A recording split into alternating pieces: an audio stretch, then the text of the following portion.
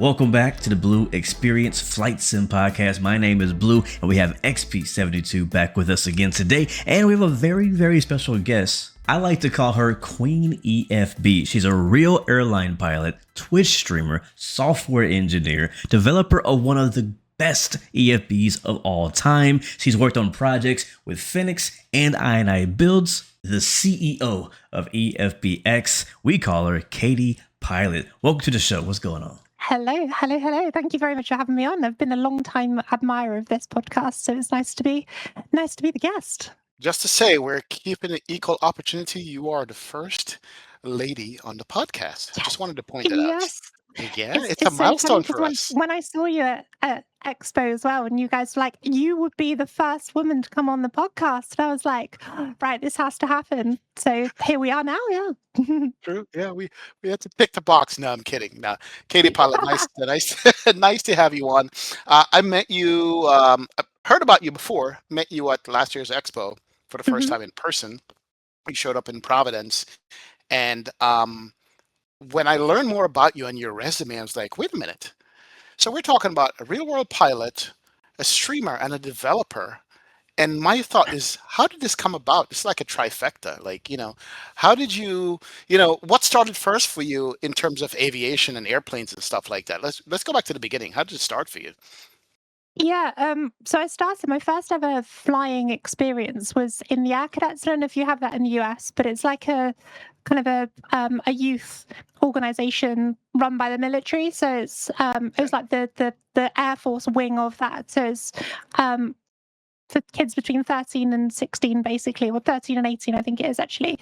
And I joined that, and you could go for like a 20-minute flying lesson once every 6 months, and that was the first time I ever went flying. And I just remember, just from that moment, I actually arrived a week before my 13th birthday because I really wanted to go, and they literally turned me away. They're like, you can't join until you're 13. So I went home, kind of licked my wounds, and then went back another week later.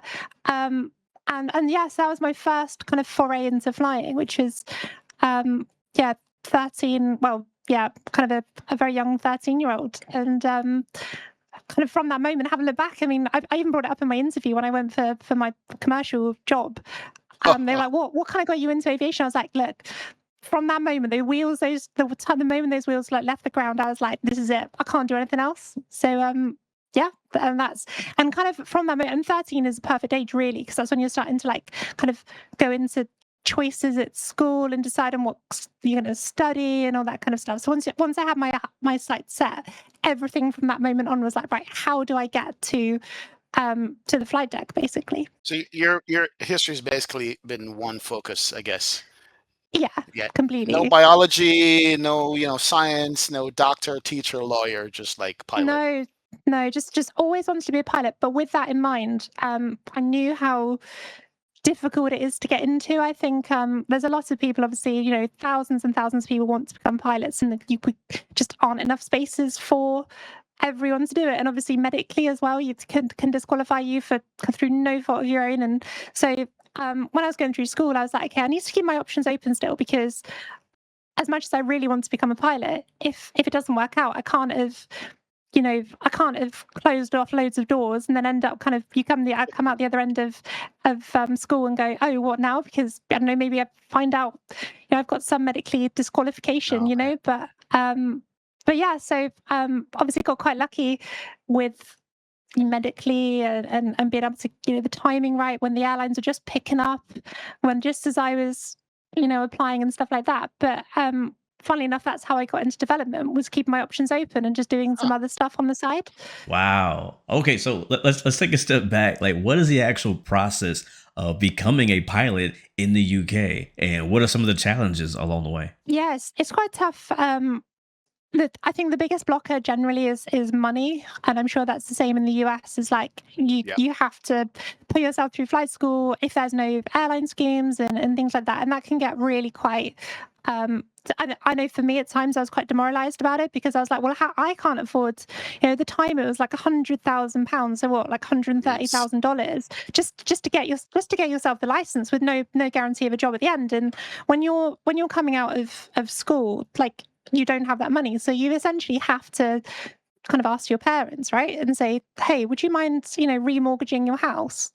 Oh my Which is a God. hard conversation. And they say, oh, well, who are you going to work for after? And you go, um, well, I don't know. I won't actually have a job.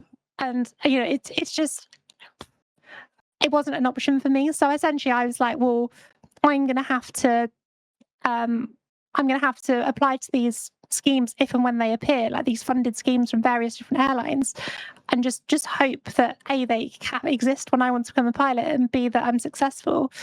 And so yeah, to actually get into it is really hard. And but from school through to flight school, I joined I did air cadets, as I said. I then joined the University Air Squadron, which is like an Air Force reservist thing while I was at university. So did quite a lot of flying through there and a lot of leadership things and all that kind of stuff. Then I applied to a cadet scheme that popped up just as I was finishing university. I was unsuccessful on that first attempt. So then I was like, okay, well, there are no other schemes available. I can't afford to put myself through flight school. So I'm going to have to go and get what I would term as a real job. And so I then applied to loads of different grad schemes. I was denied left, right, and centre. I remember at university, kind of as I was coming towards like my final exams, I had post-it notes all around my computer screen of like graduation schemes that I'd applied to. And as and when I got the rejections, I was just like taking them down. And I remember man. like getting towards the end of the summer, I had one left, and I was like, "This is getting a bit kind of tight now. I need a job. I don't know what I'm going to do."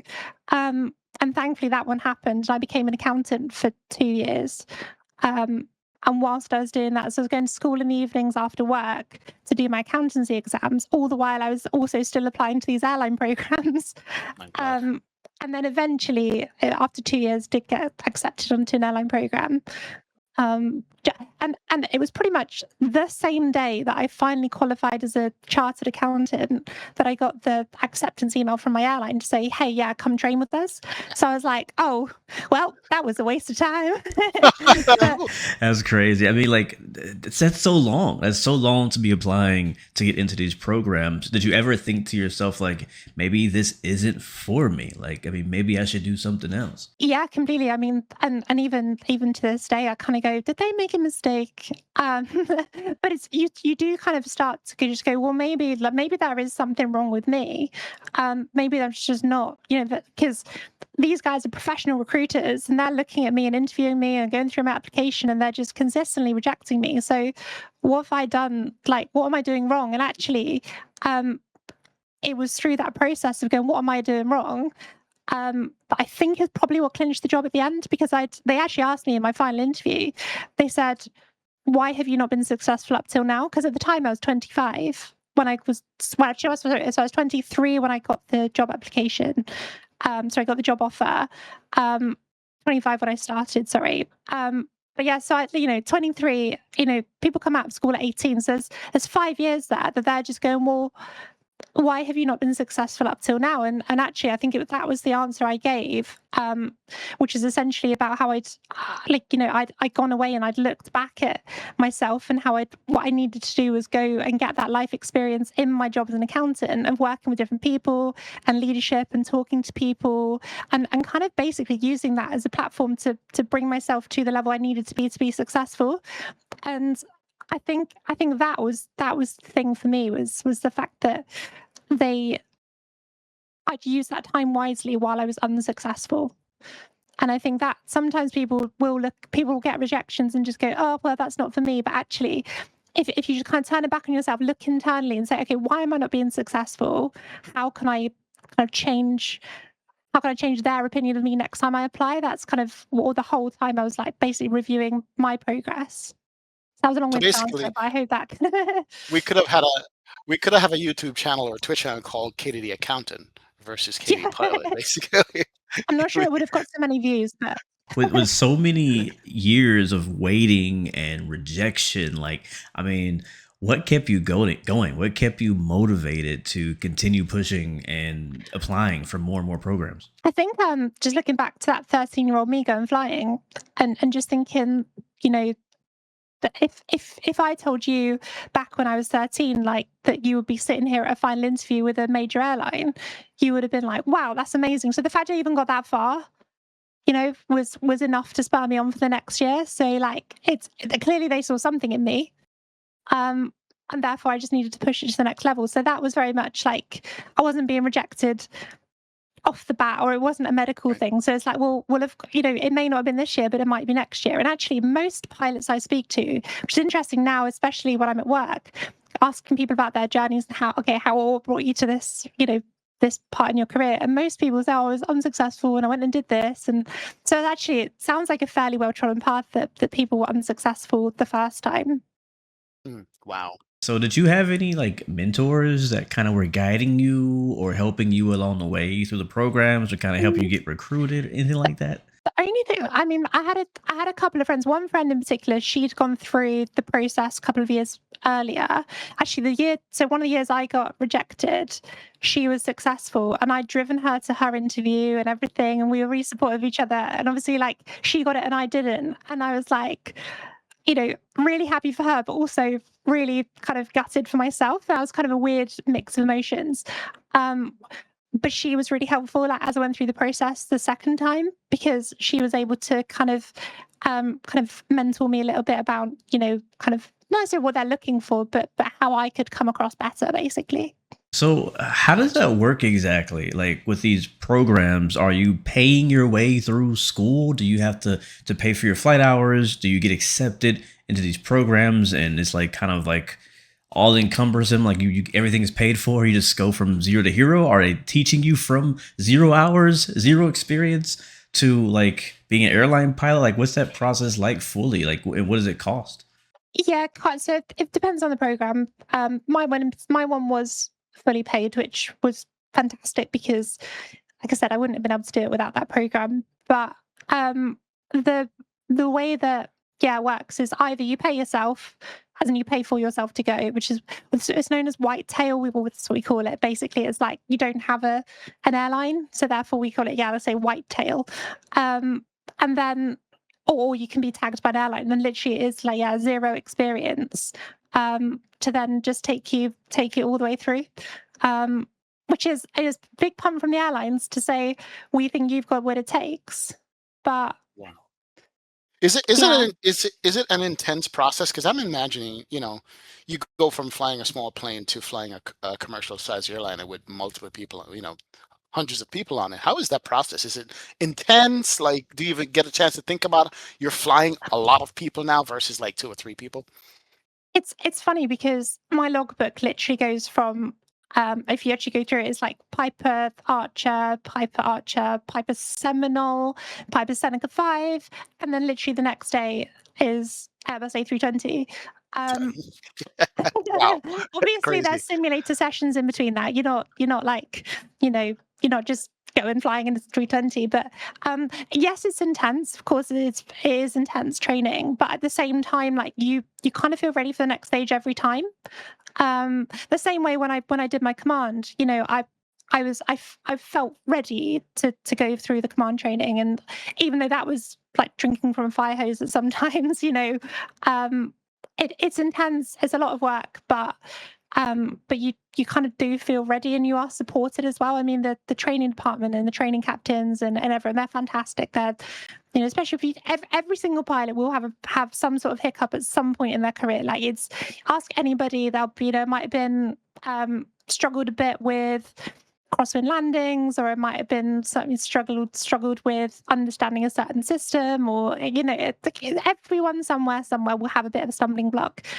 But the training captains, they're not there to catch you out. They're not there to try and fail you. Everyone wants you to pass, so that as much a reflection on them if you don't get through as it is yourself. So they really want you to pass, and they're really good trainers, like from both flight school and the airlines. So as I say, it does sound like the military, but it's also super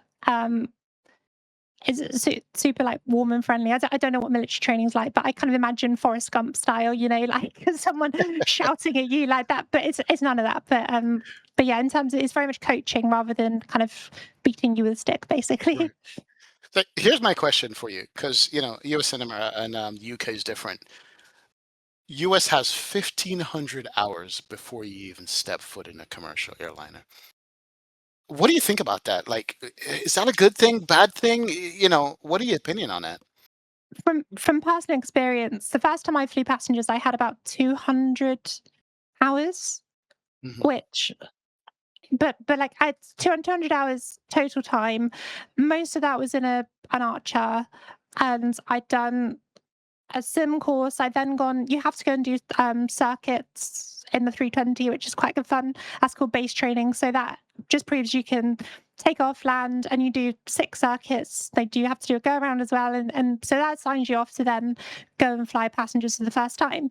Now, I think it was the first 12 sectors. You're with a very senior training captain who they're trained for so many scenarios, and also on the jump seat you have a safety pilot who's both watching just the whole operation, watching both what you do, what the training captain does, and make sure, just because it's training, they, even the training captain, make sure they don't miss anything. So you have an extra pair of eyes anyway. So, and that remains for a minimum of 12, and if you need more, then you need more, and then you have to do 44 sectors total before you're even allowed to be considered to be released to regular line flying.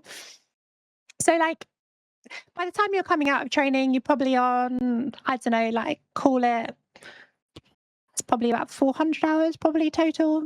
Right. Maybe a smidge less, actually. Maybe 300 hours. But the point is at no point did I ever feel that was unsafe, Right. purely because of the quality of training captain that's sitting next to you, and the fact you've got someone on the jump seat observing. And if at any point it gets too much, literally the training captain will say to you as a trainee, right, can you switch over with the safety pilot? Or if like something happens, if there's an emergency, if there's low visibility operations or something and it gets all a bit intense, like they will literally be like, right, can you just switch out with the other person? So like there's never going to be a moment where it's suddenly you've got this super rookie pilot with a very intense um situation unfolding. Right. So it's I don't the thing with hours is I don't personally think hours equals quality. I think Right. hours obviously experience is important. I think the more you fly, the more experience you get, and inevitably you're probably going to become a better pilot for it.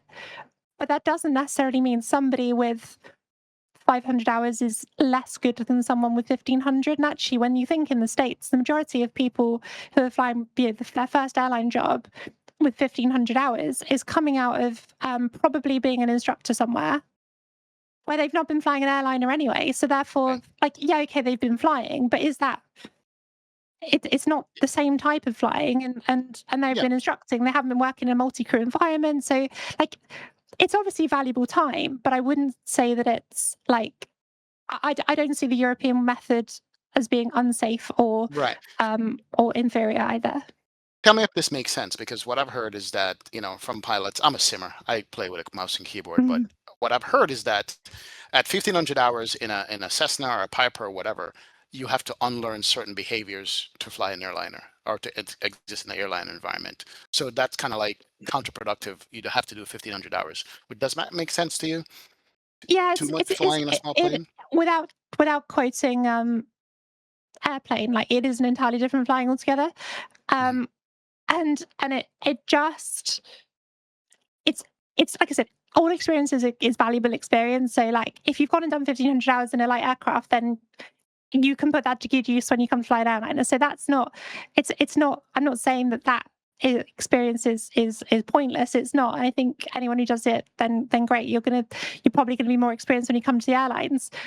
But it's certainly not the same as Right. flying an airliner. Like, I mean, if in fact in Europe, you as an airline pilot, unless you've gone and done a specific license check, you can't fly a light aircraft. So for me, I haven't done that check, so I'm legally not allowed to fly a Cessna right now in Europe. You serious? Wow.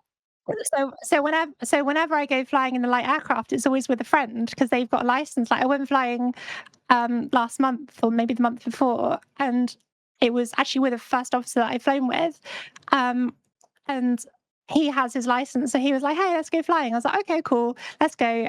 But I wasn't allowed to takeoff, land, anything like that. That's his, it's his Nice. license and stuff. So That is crazy. Okay, so you're accepted into this program and you're going through training. Like, what was the actual training like? yeah, Yeah. and it's like so because I was tagged by my airline from the get-go when I was in, so I trained in Arizona, so they send you out, so we did ground school. I know it's bizarre, but you do. I did, Yep. yeah. So I did ground school in Oxford. Then you fly to the US, and it's all because like it's a lot better weather. You know what our weather's like here in the UK. You'd like never go flying because you constantly have days where it's too windy, too wet, too rainy.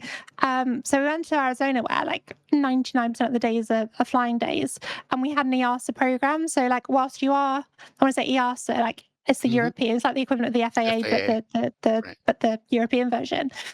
Um, and so we had this EASA program. And again, I'm saying this pre-Brexit as well. So like for us, we were under EASA. Now it's UK CAA if you were to do that. But for us at the time, it was an EASA program. We were flying in the US, but with EASA trained trainers and instructors. And we also back home had contact with two first officers. One was on the 320 and one was on the 787. And they would come out and visit us too. And they would send us emails all the time, kind of like talking about what they've been up to and like providing us support. I remember I had one simulator to check and I was like, oh my God, I don't know if I made out for I don't know if I'm like going to be good enough. And I phoned him up and I said, look, I feel like I'm going to fail. And he was like, right, just settle down. Let's just talk through it. I talked through it and he was like, oh yeah, I struggled with that one too when I went through it. Like you'll be fine. Like, and lo and behold, I was fine. So it's great to have that support from a pilot who's been through it as well. So I think it is that kind of end to end kind of training. Like you say, they've got that kind of end goal in mind, and therefore they put all that whole structure around you to get you there. I wish the US had systems like this. I mean, we have schools that you can attend and Embry-Riddle and stuff like that, but this sounds like a whole different from start to finish program. I wish we had it over here. I'm jealous. Yeah, I'm jealous too. I think we have a few programs like that, but nothing like you guys have over in the UK. I think it's funny you call it a scheme, we call it a program. But what I like about the way you guys do it is that, like, you know from the start, like, that your goal is to work your way into an airliner. Like Yeah. you're not wasting time flying business jets, or turboprops and things like that. You go piston, twin engine, Airbus, So that's really cool. Yeah, this program that I joined on, so the scheme, the program that I joined on, that was very much kind of like, we are going to take you from zero experience.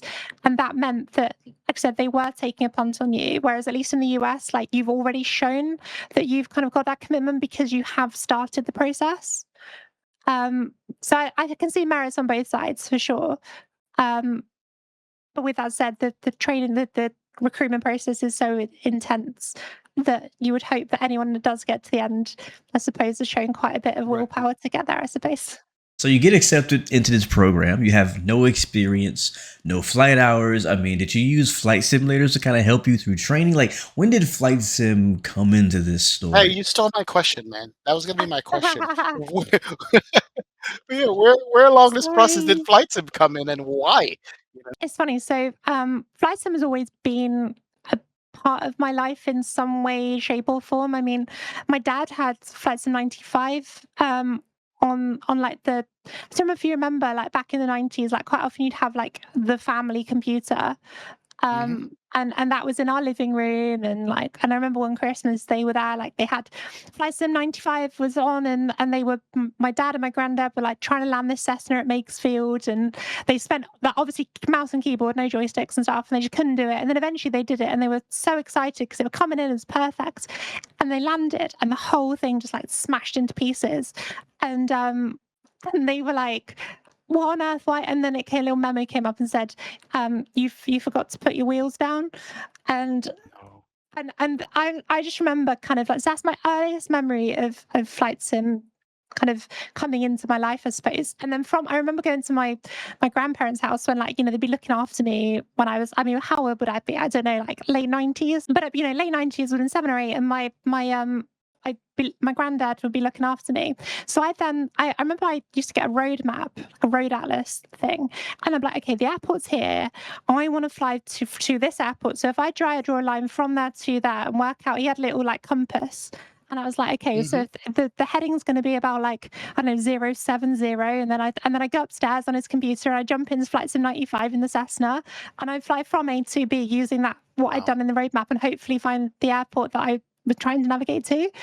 To varying degrees of success. I won't lie. Your first VFR chart, basically. Yeah, but I'm 7 years old, just going, like, oh, this, let's try and make this work. And so I did a bit of that, and then I didn't really touch it again.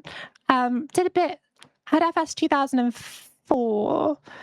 Don't remember much about it, and then I didn't really touch it again until it was my jet orientation course at flight school, which is, so you finished all the propeller stuff and then you do 10 simulator sessions of, it's called an MCC JOC, so multi-crew cooperation / jet orientation course. So it's A, teach you about flying jets, and B, to also introduce you to that multi-crew environment and flying like with another pilot. And it was for us on a 737. Now, I don't have a clue with the 737. I still don't have a clue with the 737, but I remember me and my sim partner, we were like, well, how are we going to learn these flows of the aircraft? Because we only have 10 sessions and they're 4 hours at a time, so you get 40 hours of sim time, but the whole 4 hours is super busy. So we ended up buying the PMDG 737. And we had it on, I guess it would have been FSX back then. Yeah. So we definitely didn't have P3D. We definitely didn't have P3D because I didn't hear about that until COVID. But we had, FSX. We went and bought and downloaded the PMDG 737, and then we literally were away and learning the flows together. So Flight Sim helped me with that, and that was actually really invaluable. And then the next time I really, the biggest kind of like, okay, this is, and got involved with the community was during COVID when I wasn't flying at all. And I was like, I literally was feeling myself just like losing my memory of flying a plane. And I was like, I'm really worried about going back to work. I mean, we obviously would have the sim sessions and stuff, but I just remember being like, God, because COVID happened, I'd only been flying commercially for 2 years at the time. So like, it was, still quite early in my career, probably had about 500 hours, no, maybe a bit more than that, probably about 1,000 hours, like still pretty early in my career. And then it all obviously came to a halt. So I started, I got the Aerosoft 321 on FSX Steam Edition. And I remember I found VATSIM, that was cool. Because I was nice. like, wow, this actually sounds like work. This is crazy.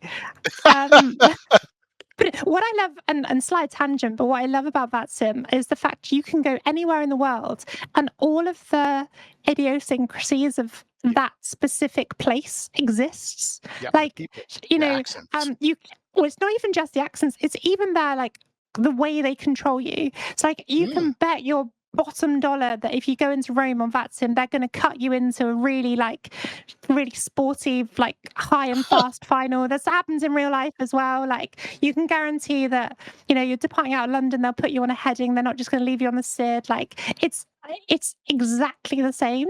And I mean, kudos to the guys like that do it, because they literally, when I remember the first time I went on that, I was like, are these real controllers? Like, it's crazy. And I know a lot of controllers from VATSIM do end up becoming real controllers, and actually quite often at work now, I'm flying along and, I'm talking to London Control or Maastricht or whoever, and they're like, is that Katie? And I'm like, hello. No. Which Seriously? is quite good because, but they were on VATSIM, back in the day. So, it's really cool. And, COVID, got into Flight Sim. I remember I first started streaming, and I remember just getting slated by the community because they were like, you can't possibly be a real pilot if you're flying Oh, the Aerosoft 321 in FSX when you've got the FS Labs that is available in P3D. And I was like, right, what is FS Labs and what is P3D? Because it was completely alien to me. well, hold on. Step back a second. What was the motive? Yeah, I know. What was the Sorry. motivation to even stream? Like, what's that Well, desire? What is it? What is it? You know, it's what a made you want fun. to stream? That's a it's a funny story as well, actually. So Oh boy.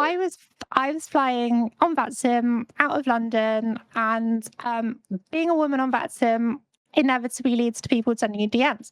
And this person sends me a Sorry. DM. I don't. Go This ahead. person sends me a DM and he's like, "Oh hey, like how are you?" And I was like, "Oh," but I didn't realize that like that's kind of a bit strange, like to happen. Right. I didn't realize people generally just fly along and they don't get DMs from people saying, "Hey, how are you?" But I was like, "Oh, it's obviously a nice community." I was like, "Hello, My how are God. you? Having a great time? How are you?" Anyway, he was like, "Oh, I'm streaming on Twitch if you want to come and see." I was like, okay, cool. So he sends me a link, and I thought it was like kind of like a private link of somebody just streaming their game to their friends. I didn't realize it went out publicly, if that makes sense. I thought it was almost Hmm. like an internal call or whatever. So you had no idea, like you were completely oblivious to the whole like No, no, Twitch streaming thing. totally. Like you didn't even know it existed. Yeah, never heard. I'd obviously heard of YouTube, and I understood how that worked, but I'd never heard of Twitch. I didn't really understand how it worked, and he said to me, he was like, "Oh, why didn't you stream? Let's get you set up on stream." And I was like, "Oh, okay, yeah, I can share like my screen, and I'll talk you through what I'm doing, and hopefully, you might like it." And he was like, "Yeah, okay, so how can we set up?" I'm there streaming away, thinking it was just him, Oh. and then other people start appearing. I'm like, "Who the hell are these people?" And I then discover, oh, I'm actually on the internet. Oh I obviously no. I didn't have there was no camera, no nothing. It was literally like just my sim basically because like I said, I thought it was like essentially a Discord call, and that probably makes me so naive looking back on it. You go, I'm on a website. Like looking back, I just go, what an absolute what a Wow. wally. But Well, thankfully it was just FatSim and not some other creepy yeah, site. yeah, yeah. But it Right, was right. so funny. People just coming into the stream, and I was like, I was seeing people's names. I was like, where have they come from? And I remember being really against the whole raid principle of Hmm. Twitch. I remember being like, why on earth would I, if people have been watching my stream, why would I force them to go and watch somebody else's stream? That's not fair. Like they should choose where they go and stuff like that. I was like, I just did not get it. And obviously you kind of grow and you build from there and you understand the whole process. But yeah, it was a big learning curve for me. I won't lie. So you had just kind of began your real life aviation career. You're only 2 years in flying for the airlines, and 2020 hits. Like, how did that affect you? Because 2020 happened to all of us. We all reacted. Were affected in our own ways during the COVID year. Like, how did that affect you and your career? Like, did you get furloughed? How did that work at the company in the UK? How did things go over there? Yeah, it was definitely scary. I mean, both from obviously a medical perspective, friends, family, elderly relatives and things, thinking, oh my God, like need to look after them and things like that. So like from a medical perspective, like it was obviously scary as it was from I'm sure a lot of people. Um but from my job, you know, the airline industry runs on people traveling and when you're not allowed to leave your house.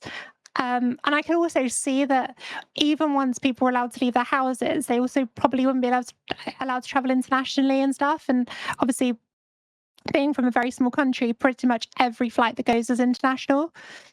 So, like, even if the UK opened things back up, if other countries hadn't, then what can we do? So, I remember being quite scared. I remember we took huge pay cuts to try and just prevent us being to prevent job losses. Unfortunately, there were some job losses. I was lucky enough to keep my job, um, but it was yeah, it's very scary, and we essentially did get furloughed. It was furloughing, by the way, is not a term in the UK. It just Hmm. it just wasn't a Interesting. thing. Wow. And I remember that was the first time a lot of us had heard the word. And it was funny. I was chatting to a few American pilots during COVID, and they're like, "Oh yeah, it's like this happens every couple of years. Like we get furloughed." And I was like, "What?" I was like, "I can't deal with this." So but yeah, it's we basically were we kept they kept us current. So every now and again, you go in and do a flight because there were some flights going. It was quite rare, but they did exist. Um, and there was also sometimes you go into the simulator as well just to do your kind of recency stuff. Like you have to do 3 takeoff and landings every 90 days and stuff like that. So they would often just Right. send you into the sim to do that. But um, yeah, it was a tough time.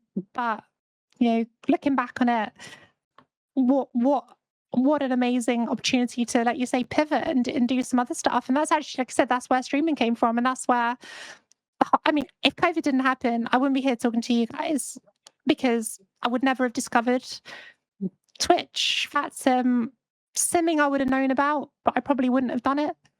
Um, so yeah, it's amazing how life kind of finds these paths.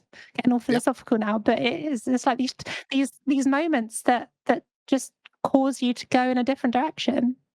So you So get back into flight simming during the COVID year. You get into P3D. Some random guy messages you on Mm. VATSIM and convinces you to stream live on Twitch publicly. Are you still in contact with this guy who convinced you to stream? I do. I'm not. So we we don't we. I mean, every now and again he'll pop into my stream and say hi, and I'm like, oh hey, um, but we're not in like touch as it were, right. but yeah, every now and again, so it's fine. And also I have to just add, it wasn't like creepy the way he did it. I think he genuinely just wanted a friend. but Nice. but but yeah, I mean, obviously it could have been, and but I was just so naive. I was like, yeah, let's go. And I So know you know this now, but yeah, it's not normal to get random DMs saying, "How are you doing?" on VATSIM. Now, for people like me and XP who stream and people know our names and they see our call signs or hear our voices online, it's not typically weird for someone to reach out and say, "Hey, what's up? Are you Blue Games? Are you XP?" But like, what's it like? In the flight sim community as like as a female flight simmer, a female pilot, like are you getting DMs randomly on the network? Like just kind of explain what's it like kind of from the female perspective. Like is it welcoming? Is it creepy? How is it for you?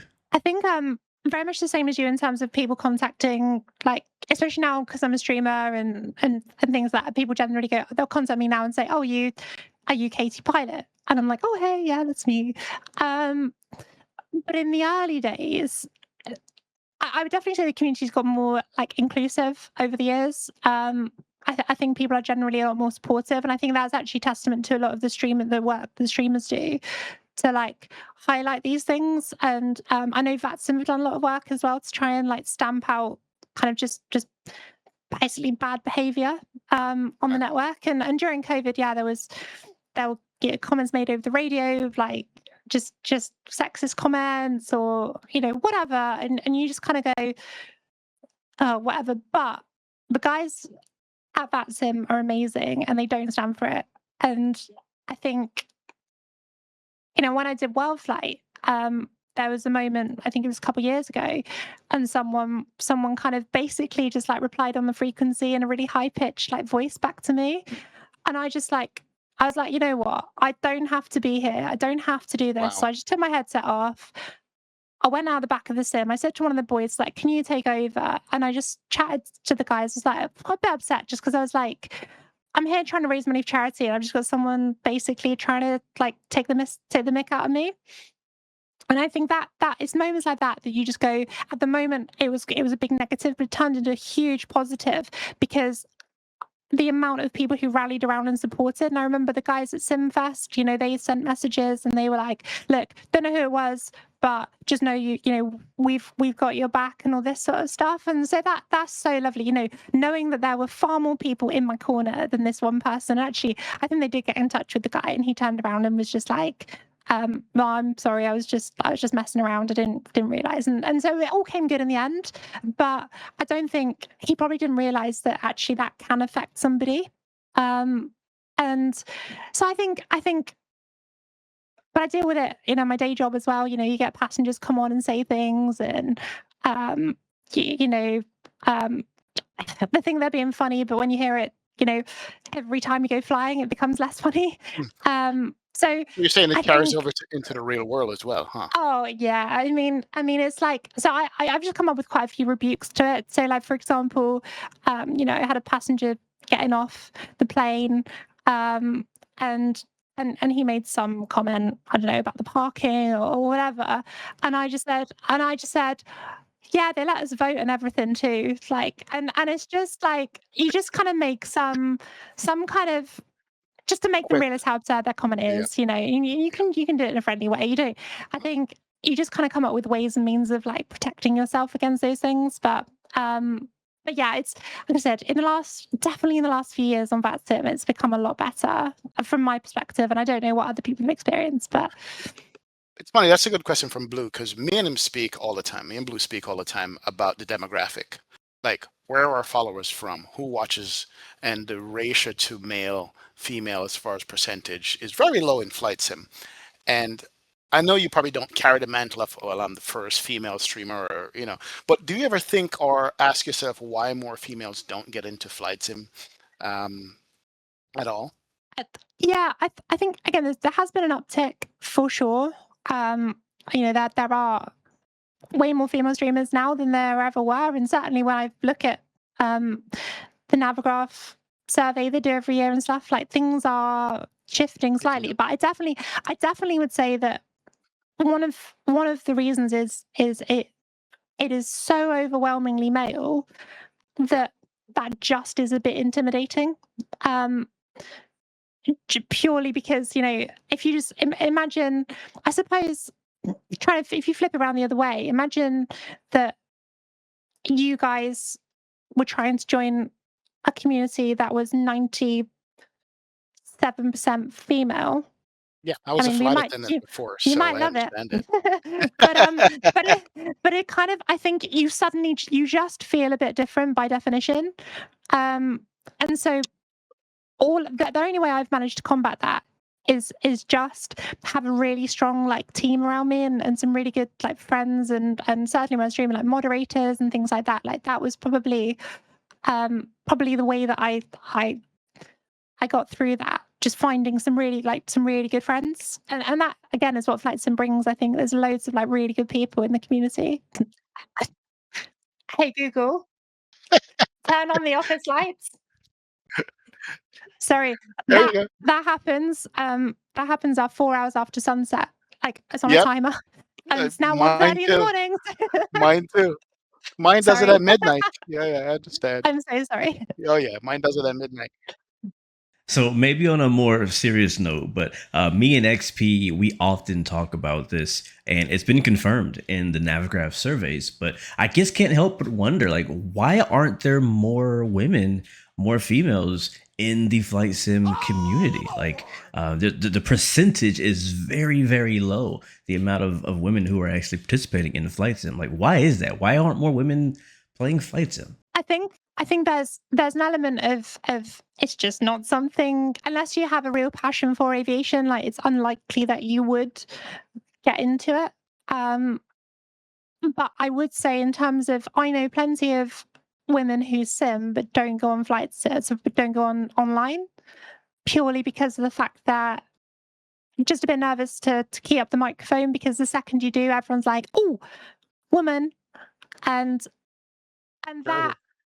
Yeah, and that it is true. yeah, and It's and true. um and you stick out everywhere you go, and everything you do, everyone, like, and people remember micro interactions with you. Like, it's, so if I've had moments where, like, I might have been a bit tired, and I've, like, may have been a bit short with somebody, and then all of a sudden that they're like, "Oh, that Katie, she's really, like, rude and stuff," and it's like, am I? Like, I actually think I'm quite nice, but because of that one interaction. Whereas Yeah. if it was a guy, it might just fade into the background of just some guy that was a bit rude or something. So I think you almost, like, have to bring your best self all the time, and I think that can be quite exhausting. And I think sometimes women just prefer to keep it offline, which is why I would say things like say intention would be really interesting if say Hmm. intentions did a survey to see if there is a shift in demographic. I'd be really interested to see that.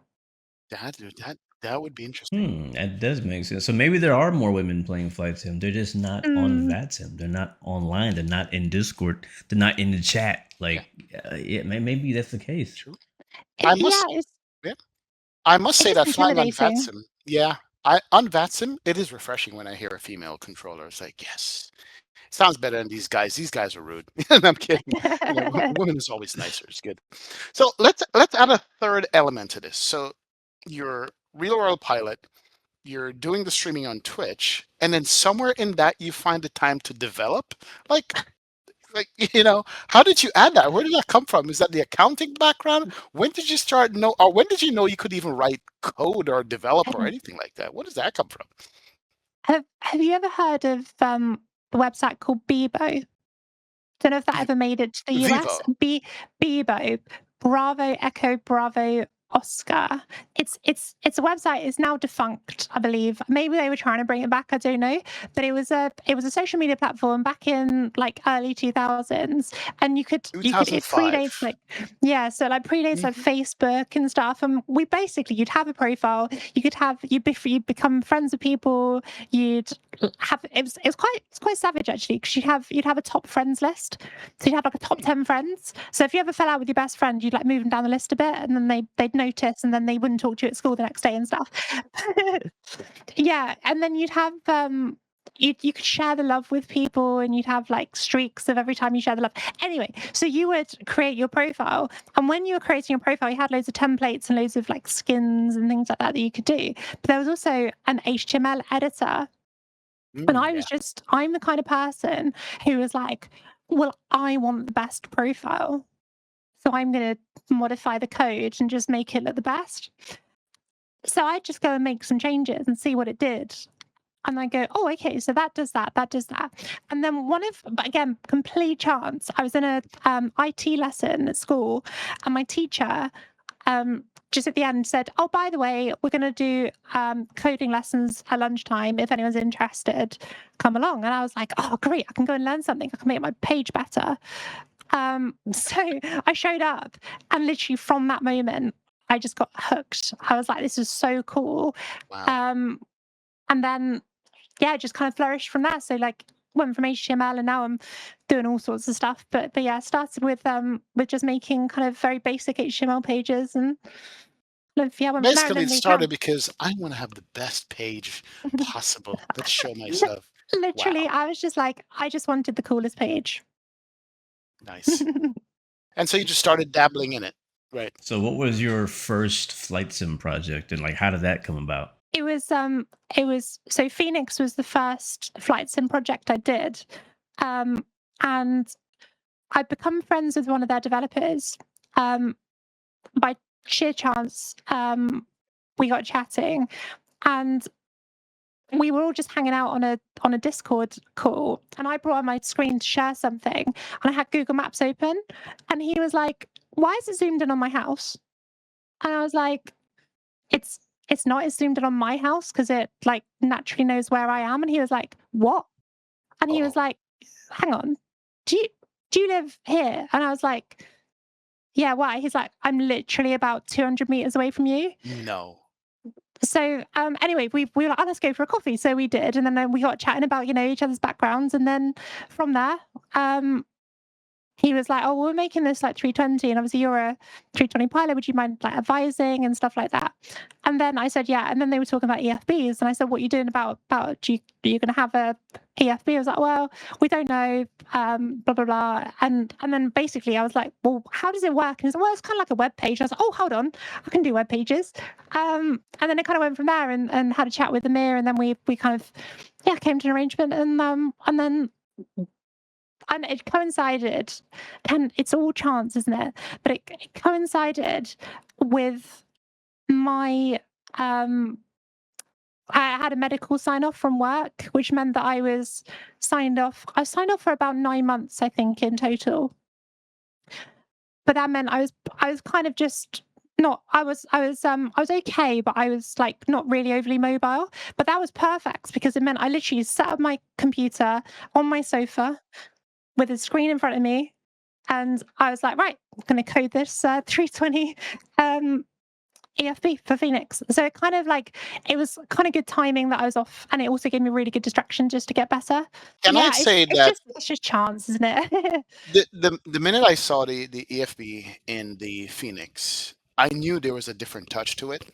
I mean, we're in a male-dominated industry we're talking about, and I've seen many EFBs and stuff, but this one just hit perfectly in terms of the way it flowed, the way it looked, the way it operated. Just made sense looking at it. If you've never seen an EFB before, and I was like, this thing is somebody else did this. I couldn't put my Mm. finger on it. And then I realized I heard later on that you did it. I was like, okay, it makes sense now. Needed a female touch to make it really work. You know, we'll get the house and we'll put couches here, and you need a wife to come in and go, no, dude, that doesn't work. We'll need to do this. And It that's needs your to look touch. like this, yeah. It needs to look like that. Yeah. Yeah. That we can't come up with. And so it is beautiful.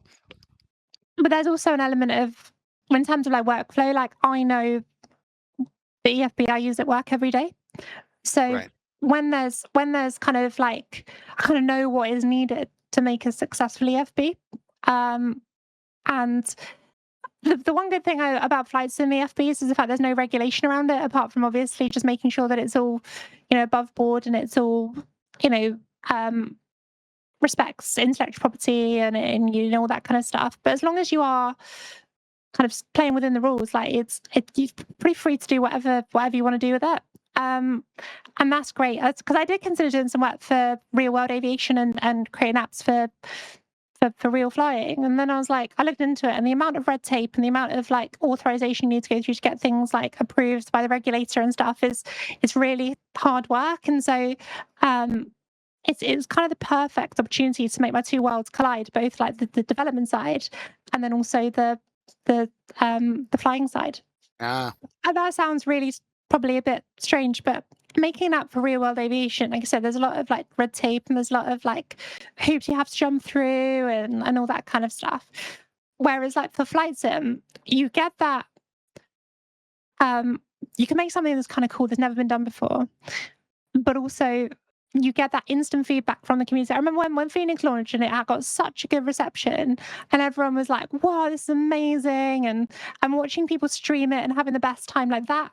You actually get as a developer, I get a real kick out of seeing people enjoying the product. Like I remember going to it was Expo last year, and I remember seeing the wind control setup, and they were running Phoenix as their kind of like base aircraft. And I remember like you could see the Phoenix EFB off on the side, and I remember pointing out, and I was going, I'd made that. And Nice. it's cool. Like I mean, and similarly, like I go to work, and a lot of first officers coming through these days, they're of the COVID generation, if you like they were going through flight school during COVID, so they were using Microsoft Flights in 2020 to like help them learn the flows, same way I did with PMDG back in FSX days, but they're all using the Phoenix. Wow. So then, Nice. then they're like, hold on a second, you're the one who made the EFB, and like so to get that kind of like, I don't think you get that same kind of warm fuzzy feeling if you made something for real world aviation, because pilots will just go, they'll use it and go, cool, yeah, that worked. So you're like the celebrity rock star. Yeah, that's my product right there. But so now what was the genesis for the EFBX? When did you say, hey, you know what? We needed this product on the market now. When did you guys come up with the EFBX? What was the genesis of it? What was the thought process behind that? Most Or of my when did you know? projects, Yeah. yeah, most of my projects that I make are often born out of frustration. Like I don't know if you know or if you ever used the audio normalizer that I made off it's on flightsim.to, but it looks after your audio on VATSIM and just kind of like make sure all the audio comes through at the same time, like I same heard a levels. story about that. Somebody basically said that you were on VATSIM, the noise level went crazy, it drives you nuts. You put your earphone, and you said, "Okay, I'm going to fix that." And like within a day, you came back with a software that fixed everything. Is that true? Yeah, it was a stream last year. It's probably about maybe like 9 or 10 months ago. And it was just so annoying to try and stream whilst like one controller is super loud, then a pilot's really quiet, or like, and you can never get the levels right. And it was just when I was like, hold on a second, when I'm flying at work, I wear my headset and I don't ever need to kind of constantly change the volumes. I just set it and leave it. And then I was like, hold on a second, why is the audio not normalized? So I was like, hold on. I stayed up till about three in the morning that night, just like creating the software. And then it worked. And I was like, well, it's not perfect, but well, I might as well share it. And then loads of people thought the same. So that was great. But going back to EFBX, it's the same kind of principle. I just had like loads of software open, and loads of different add-ons, and and I was just kind of like, why is there not just like one kind of platform where I can have just literally just create this platform to kind of house everything I need to get a flight going and go flying, rather than, oh God, I need to go to SimBrief over there, then I need to get my chance over here, and then I need to do. And it was like, hold on, why don't I just have one thing just to kind of do everything? And that's kind of where that came from. Then the idea of now over the network was obviously with Phoenix, we did the same thing. So I was like, oh, actually, well, that's clearly doable. So like, I wasn't involved with Phoenix, like putting out over the network. That was someone else. But I was like, okay, it was certainly possible. So then I was like, okay, well, how are we going to do this? And I had spoke to a couple of friends who were able to help me with that. And then it kind of grows and grows and grows. And it's kind of evolved now into very much essentially, a platform for lots of people to kind of add to, really. So EFBX, from what I understand, is a iPhone, iPad, Android application that you can download onto your iPad or something like that to then get access to your sim remotely, right? Kind of. So so it's an application that runs on your PC. So it's a Windows install like exe that runs on your computer. That then creates you that is the Windows application that runs, but that then beams out a web server over your local network that you can then connect to from any device.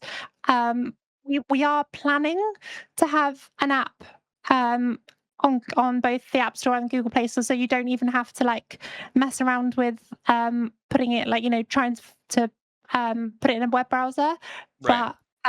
But yeah, the core of it is on your Windows PC that then beams it out over your local network. Okay, so the app Right. sounds pretty cool. Like, I mean, I didn't get a chance to check it out in person at Flight Sim Expo, unfortunately, but like, can we take a look at it now? Can you give us like a live demo? I certainly can, yeah. Do you want to, I don't know if you can bring it on, share my screen there. And let me say, while you're pulling it up, you are going to make me buy an iPad.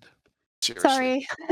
No, it's true. I saw it at Expo, and I didn't come up and look at it personally, but I saw a couple of videos of the demonstration of it. And I have an older iPad that I use for like what's it called? Not Streamlabs, for Stream Deck. It's really old, and I've been trying to find a purpose to get a new iPad, and this is going to be the purpose of it.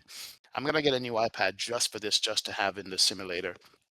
But Yeah, you should. yeah, I mean, it's so because I use I have a couple of iPads. Very bougie, isn't it? But it's not. It's like one's a work iPad and couple one's my iPads, personal one. yes. But yeah. But so I have my work iPad and I have my own personal one. And the I have to say now I'm using EFBX when I'm simming, and I've like and a couple of the testers as well. They're just like a couple of them are streamers, and when they go on stream and they can't use it because obviously, well, they can use it, but they can't show anyone. They're just like, oh, the old way of simming is I can't do it anymore, and that's kind of the where I'm really getting to now, where I'm just like, you know what, I think the fact that some of my testers are using it so frequently, not because they have to, but because they want to, like that's a good place to be. So this is our like I said, this is the Windows application. So you can see it's essentially like a mock tablet on your computer. You can have it on your it's on my phone as well. I've got it on my iPad, so like it doesn't matter which Oh wow. device you're using it on. And I find personally like to have my phone open, I kind of have it running on a few instances so that I can have like my screenshots app on one device, and then I'll have like my a GSX control on another, and I find that's quite helpful. So if you have multiple devices, you can use them all together. So Mm. but yeah, so the idea of this is you have your the App Store, which is essentially all of the apps that we've got in our App Store that both are created by us and also by third parties. So this will grow. This is certainly not an extensive list, because the idea is as we grow, more developers get on board. And actually, because we are in agreement with a couple of other developers that have made them, but I've had to remove them from the App Store for this video because we haven't quite got to the No stage worries. where we haven't gone public with it. So I know that there are some developers out there that are really excited to get involved, and some of them approached me at Expo and we need to get an app in your App Store and stuff like that. So that's really exciting. But the idea is you can come down here, you can install apps, you can obviously uninstall apps as well. So if, for example, you love getting your news from FS Sleep, but you don't get it from Cruise Level. I mean, maybe you're not a German speaker, for example. You don't have to have Cruise Level installed. For now, I've just kind of installed them all because I'm developing it. But the whole point of this is the fact that you get your that you decide to have your EFB exactly as you wish to have it, and that also goes through to backgrounds as well. So we have loads of different airline Oh, wow. backgrounds as well, and they're all in line with the same sort of style. So if you wanted to, I don't know if you're American Mm. or one of my favorites is Etihad. I think that one looks really cool. Nice. Um, I'm I'm gonna go on. petition you to put an airline called Tower Air on there. It's a defunct Okay. airline my first airline I used to work for was a charter airline, all 747s. And if you could find the Send Tower Air image and put it on there, it's send called me the Tower Air. details and we will Will get it do. This sorted is for you. beautiful. But yeah, so you have Nice. custom there. So literally that opens. I'm not going to do it. So I'm scared what it might show you because it's going to bring up a browser window. But No. if I click that, then it will bring up your browser and you can go and find an image to make that your background. Which also supports GIFs as well, which is quite funny because you can have so you could have a GIF of XP, go Oh, nice. Yes, um, yes.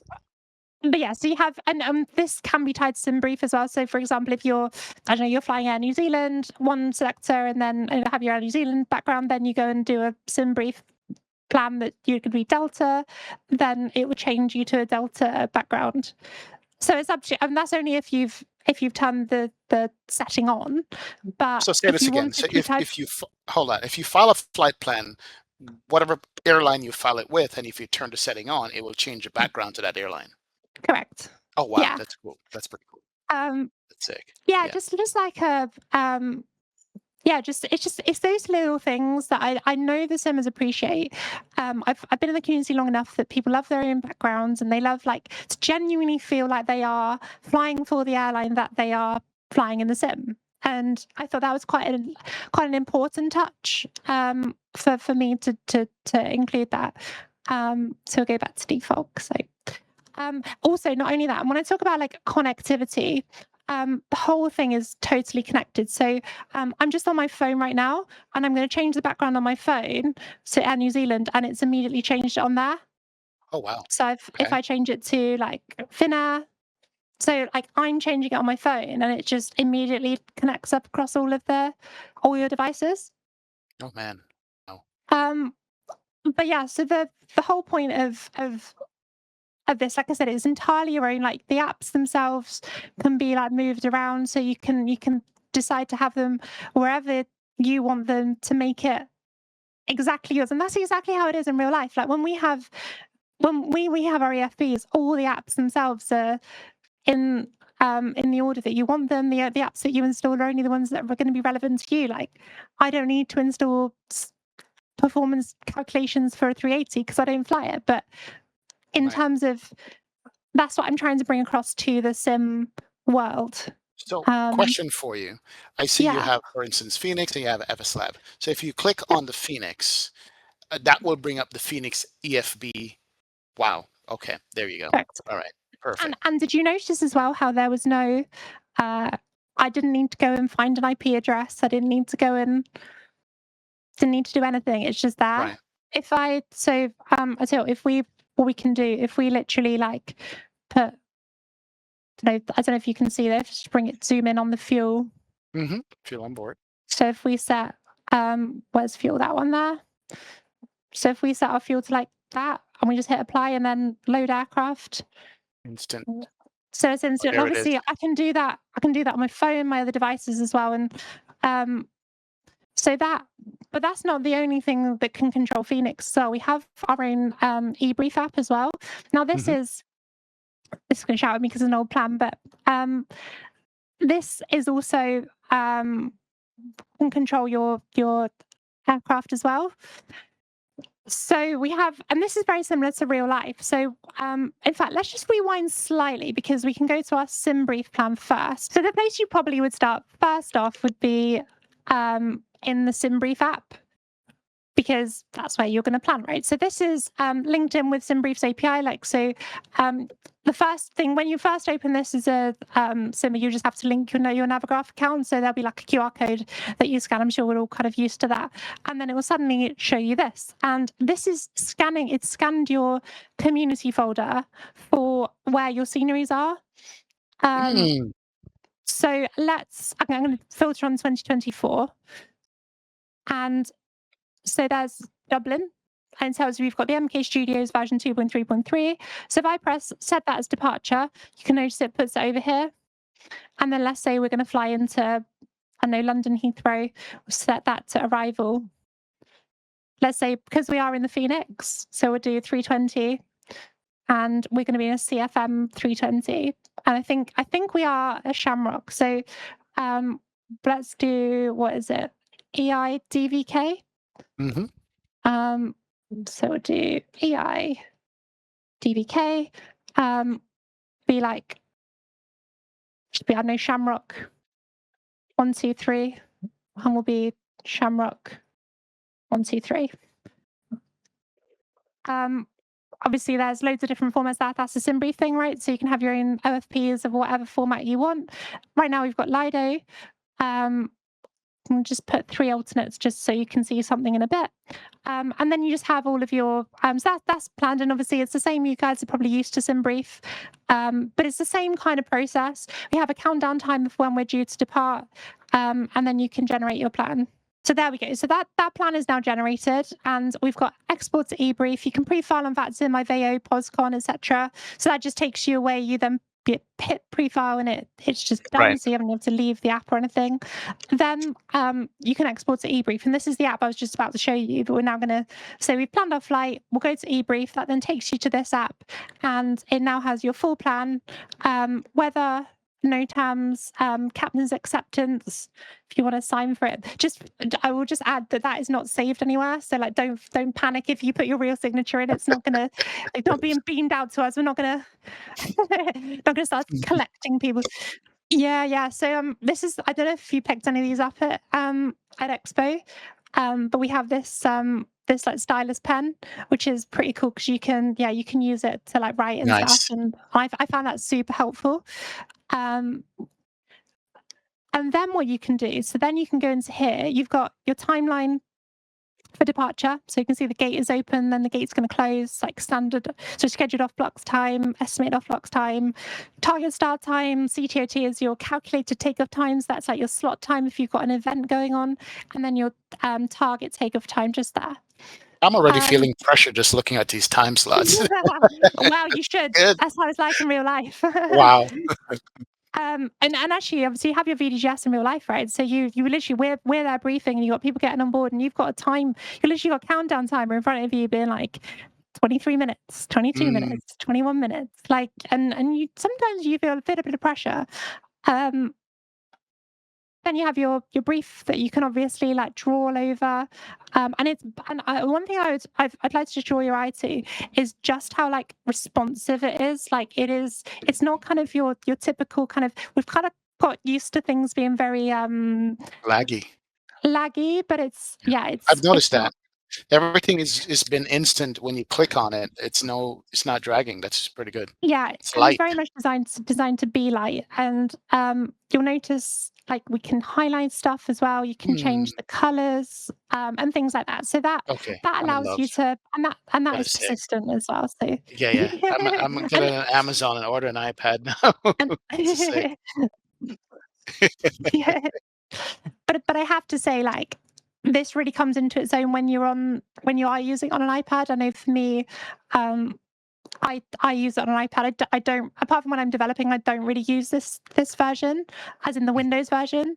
Obviously, if you don't have an iPad or a device that you can use, then it's perfect. And certainly, if you have another screen, you can like drag it to another screen.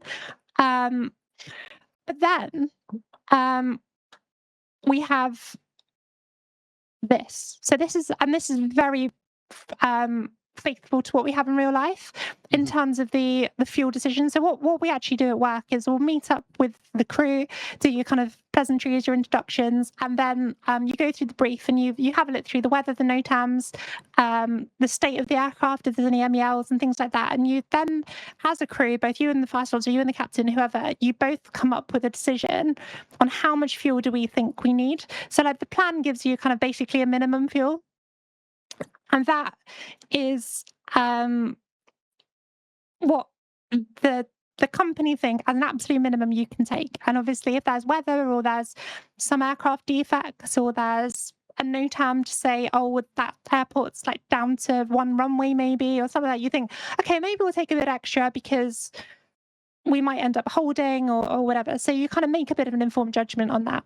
So let's say we're doing, I don't know, an event, FNO, let's say, and we said, I tell you what, we need another, how much extra holding fuel do you normally take for an FNO? I'll just put 1,000 pounds more just because of holding and diversion and all that stuff. I For don't know sure. if it's So, correct or not.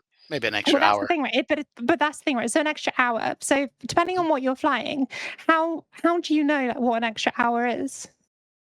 Because I certainly don't. I mean, if I was Yeah, flying a 320, I'd probably say I'm what, maybe 2 tons. But yeah. that's I don't know because, really. Hmm.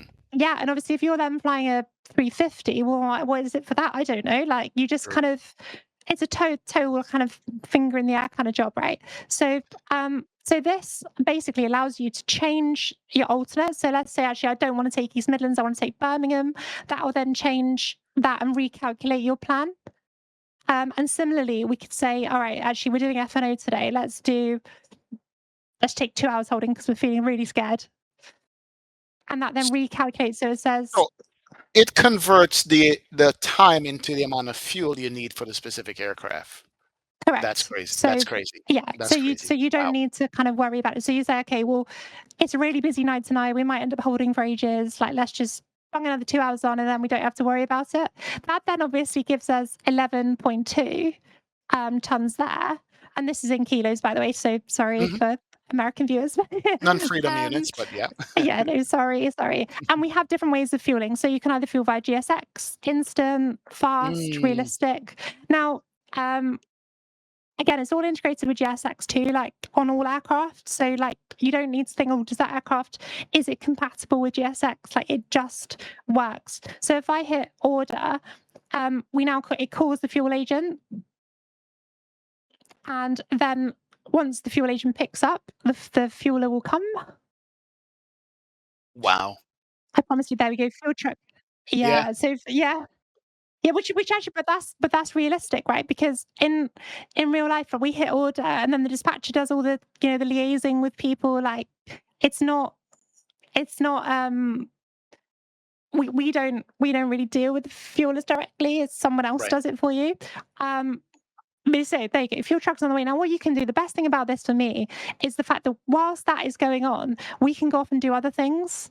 So we can do, and we haven't got it. I haven't got it in here just yet, but like performance or your. I mean, obviously we do have Phoenix in space, so we could use their performance calculation. There's loads of different things that we could do whilst that is going on in the background, which is exactly how it is at work. These, the fueler comes along, the the baggage gets loaded and everything happens around you. So that kind of order fuel is the trigger to do all of that stuff, which is again is exactly how it works in real life. Now, the fueler, the status, it says, fuel truck's on its way. So if I jump outside, the fuel truck, I promise you, will arrive. So I'm like, here he There is. he is. Oh man. Wow. But this, and again, bear in mind, this has been done from an application on Windows. You can do this on your iPad, on your phone. So you can, when you say call the fueler, well, do it from your phone, and you essentially are calling the fueler. So before you've even, needed to get to the aircraft, and again, that is super faithful to real life. Like, we do all this stuff without getting to the aircraft. And then when we get to the aircraft, you get on board, you do your checklist, you do your flows, you do the walk around and things like that, and then you go flying. So it's very much to try and bring us to that kind of real world workflow of how you actually prepare for a flight. And as I said, that's, GSX fueling, you know what it's like. It takes ages to actually get started. But we also, when eventually they do plug themselves in, we also have our fuel gets tracked on here. So as they fuel, you'll notice, by the way, when it does start fueling, it happens quite quickly. That's just because we're in development mode, just because I don't want to sit and wait for it to fuel for half an hour every time. Mm-hmm. Wow.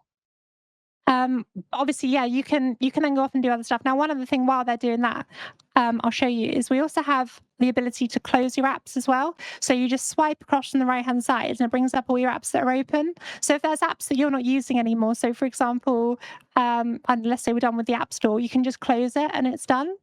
And then it obviously frees up some performance for you and stuff like that. We also, if you swipe from the left, then you have a scratch pad. So you can use that just to keep notes of things. And obviously, again, on your iPad, it's probably super helpful if you have a pen. For my clearance. Oh yeah. For your clearance and things like that. Here you go. So now they're fueling and we have a track of our fuel that's going on. Yeah, I know Nice. Blue is here salivating over this app. Oh yeah. Yeah, I love it. That's what I'm saying. The Yeah, UI looks so it's nice. in your colors, Blue. It's in your colors. There you go. Yeah. Yeah, I was the inspired ESB, the B stands for blue. Yeah, I was inspired. I was I like it. inspired. This is good. No, this is good. No, I mean, I'm looking at it going, one, the App Store is gonna let me discover new apps that I've never even know existed. I was just looking at the App Store of all the different apps that are in there that I don't have and want to know what they are. That's just the first observation that I see. Just this part of it alone is worth it.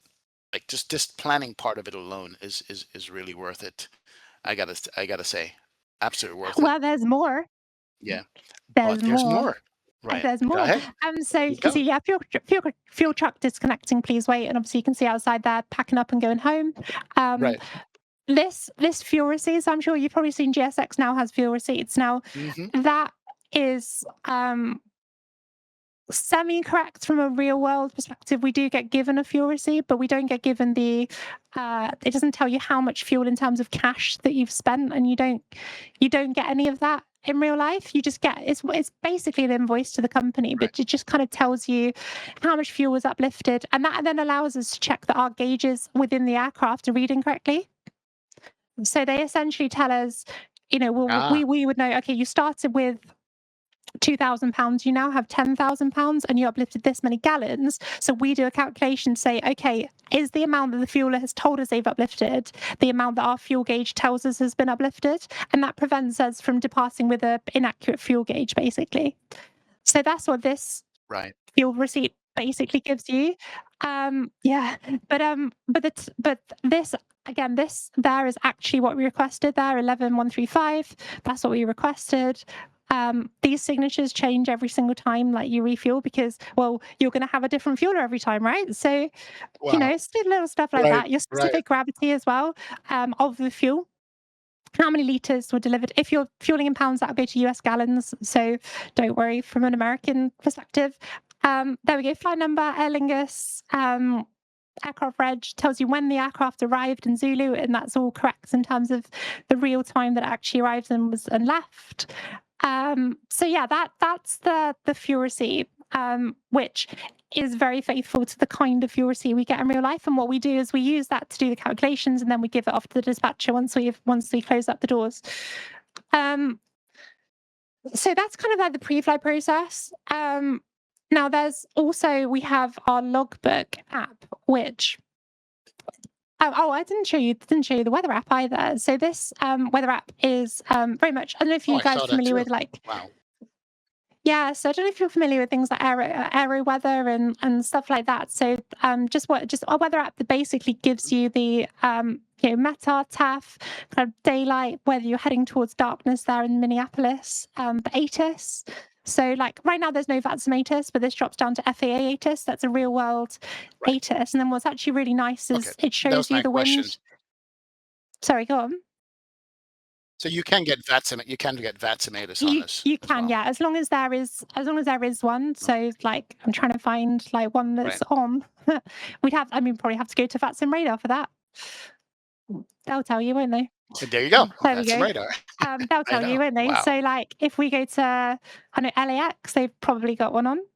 So if I don't know if I've got that on yet. No, I don't. So let's put that in.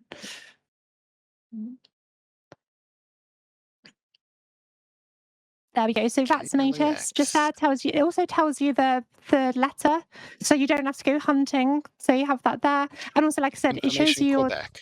Oscar. Oscar. Yeah, And you got the wind No animations. way. yeah. So you can see like, okay, we're definitely going to be landing from a westerly direction today. Tells you the headwind it'll be, but also not only that, but the winds themselves, depending on how windy it is. Try to find somewhere that is windy. They're all nowhere's windy today. But Quick depending question on for how you. windy it is, yeah, So the wind direction, icons here moving over the screen. Is that do you have that in real life in your real EFB or no? we don't. I'm afraid. I would love to. Man, But I was gonna say, wow, very cool. our real That's pretty EFBs cool. are like if you have an application that you want on your phone on your EFB, then you can download it. Like I have Windy on my work EFB to give me an idea of what's going on. So we were like, well, Oh, nice. let's. I was like, well, let's bring Windy in as well. So you have that as well. Oh, So wow. yeah. And actually we had some storms here the other day and I was like, oh, what's going on out there? And literally I was like, where are these storms? And that's quite cool. Also, Yeah. I haven't just doxed myself. I Bristol's don't live getting up hit. in Kendall before anyone starts trying to find me. I don't live Well, there. Bristol is getting some weather. There you go. Yeah, Yeah. exactly. Right. Um, Oh, it's pretty nice. and same in the States. Oh, you got lots of lightning and stuff in the States. But yeah, I was Oh, yeah. see, this will help me plan my flights if I want to find bad low minimum conditions to fly into. This is Exactly. pretty So cool. you can be like, oh, there's some weather going on. Actually, yeah, funny enough, St. Paul. But Yeah. yeah, Yep. God, that's quite close to St. Paul Oh my actually. God. Yep. Just south of But the field. yeah. So you have, like I said, you have windy. And again, you can like close them once you're kind of done with them. Um, but if I go back to here, so that gives you that top-down view of the airfield, so you can just at a glance see exactly what the weather's doing. And also it visually tells you as well. So like you can see Hmm. here is scattered clouds and it's clear in Falcon, so you can see the difference in terms of Right. the weather. But just even just the daylight versus nighttime, the time of day reflected in the graphic in the background of the weather is like really nice. It's a nice touch. Yeah, it's Yeah, and pretty good. we also have like sunrise and sunsets as well. So like if your airfield is in sunrise or within half an hour of sunrise and sunset, it shows you like a nice kind of sunrise or sunset sort of background and stuff. So yeah, that's kind of like your weather app. And then if we go into the I'm going to save screenshots because I love screenshots, but I will show you that one too. Logbook is one that I particularly like. So this is essentially like a flight tracker that I'm sure we're all very au fait with. We're very kind of have plenty of them. You think of things like Blunter, Elevatex, and things like that. Hmm. By the way, we are not trying, and I was saying this at Expo, like we're not trying to replace Elevatex or Volanta. We would love to integrate them into the App Store. So like we're saying the idea is we don't want you to have to use our logbook. We want you to have choice. So if you prefer to use Elevatex or you prefer to use Volanta, we would love to have them in our App Store. So Nice. and that's what I mean by this being a platform. I don't want to have to force you to use this. But equally, if we don't have them in the App Store, then at least you do have tracking if you want to have it. Now, this also allows live tracking. So if we were flying along, then you would be able to see your live position and your sim brief plan and all that kind of stuff. But if we go to, so this was my stream the other day actually. We did Shamrock 5 and 4 from Dublin to Marseille. And it was 2 hours 25. And if I click on it and we go to like satellite Oh view, man. so you have Oh man. Oh so man. you can see it. Yeah, it is nice quick, but it's also not only that, but you can see like how it's Your really quite taxi high route. definition. Wow. Like, and you can see exactly where you went. But not only that, but it's in 3D as well. So like Oh you can wow. see, Look at that. So I can tell you turned on the autopilot really quick, huh? yeah, Okay. most definitely. Like, I mean, yeah, exactly. We don't, it's less time physically flying, more time drinking coffee. There you go. Nice. That is look at But your yeah, you can see like downwind. how if I go Yeah. wee, it's nice and quick and responsive. Yeah, Um, you know what? Just going back and looking at your approach, like in 3D form, that's gonna blow me away. Look at your glide slope. It's yeah, man. Yeah, I but need this. even when I say you can see like you can even see like if you look there at that point there is the thrust reduction acceleration because Mhm. actually you can see like climbing and then we shallow it off ever so slightly so you can Mm. see exactly that is the moment it happened. We are going to develop flyover mode as well so you can like literally see it kind of like a playback version.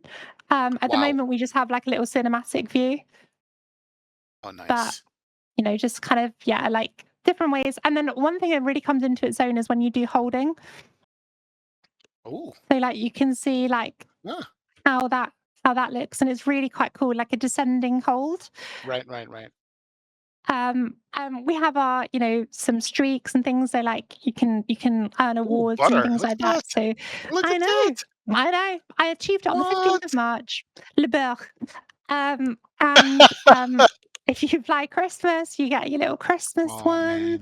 man. And then you get your skills test command upgrade and things like that. So it tracks your awards and things like that. Um, you can also export to. I'm not going to bring this up because it has like my No personal worries. details. But Mhm. if you click on it, it'll give you a printable version of a logbook. So like if you wanted to have that, then you can. And yeah, so like I said, you can when you're flying, you get a button up here that says like track live flight, and it gives you basically um this same view, but like obviously in real time. Right, right. So can I import my logbook from like Volanta or SimToolkit Pro and stuff like You that and can, see my yeah. flights on your map? Yeah, you can. You can, yeah. Like I said, in an ideal world, and I would love for this to happen. So like and I did chat with the Elevatex guys at Expo, so I'm very keen to work with them.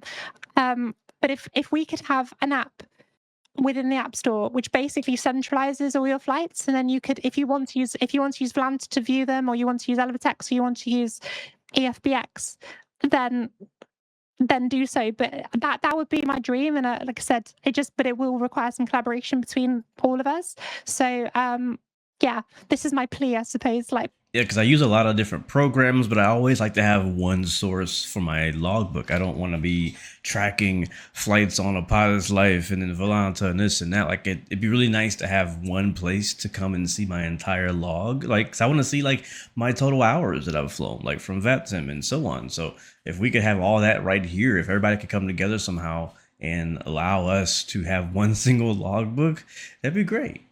yeah, and that's like I said, the whole ethos behind EFBX is not to be this competitor, because we already have logbooks, we already have briefing apps, we already have various different things, and so therefore, like, we're not trying to make something to replace anything. We're literally just saying, well, come make an app for the App Store, and then everyone can use like whichever they prefer. Because I'm sure there are people out there that prefer Valance, there'll be people that prefer Velvetex, and that's perfectly okay. So we want to facilitate them being able to basically use their applications, but whilst also maybe using our briefing tools or using Right. our screenshots app and stuff. So the idea is, like I said, make your EFB your own, not forcing you to only have one, or because the other option is you want to use the FBX and you want to use Volanta, well, you'd need both running.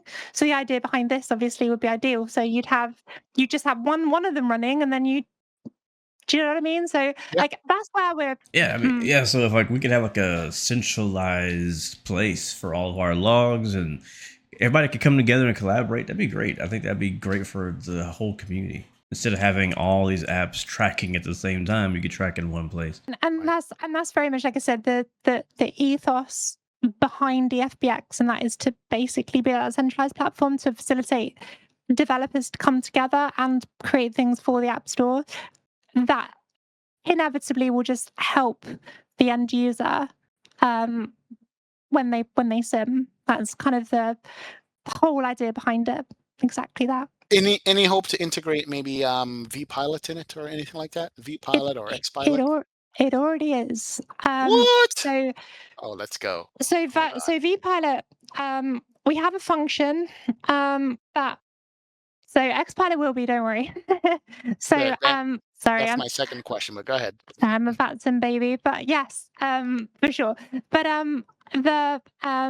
xPilot the same. So basically we have if in settings you can see here we have Vatsim playback, which essentially means that when you're flying along, if you guys have been flying along and then you hear a transmission and you're kind of half listening, and then at the end of the transmission it's super quiet on frequency, and then you're like, "Oh, was that for me?"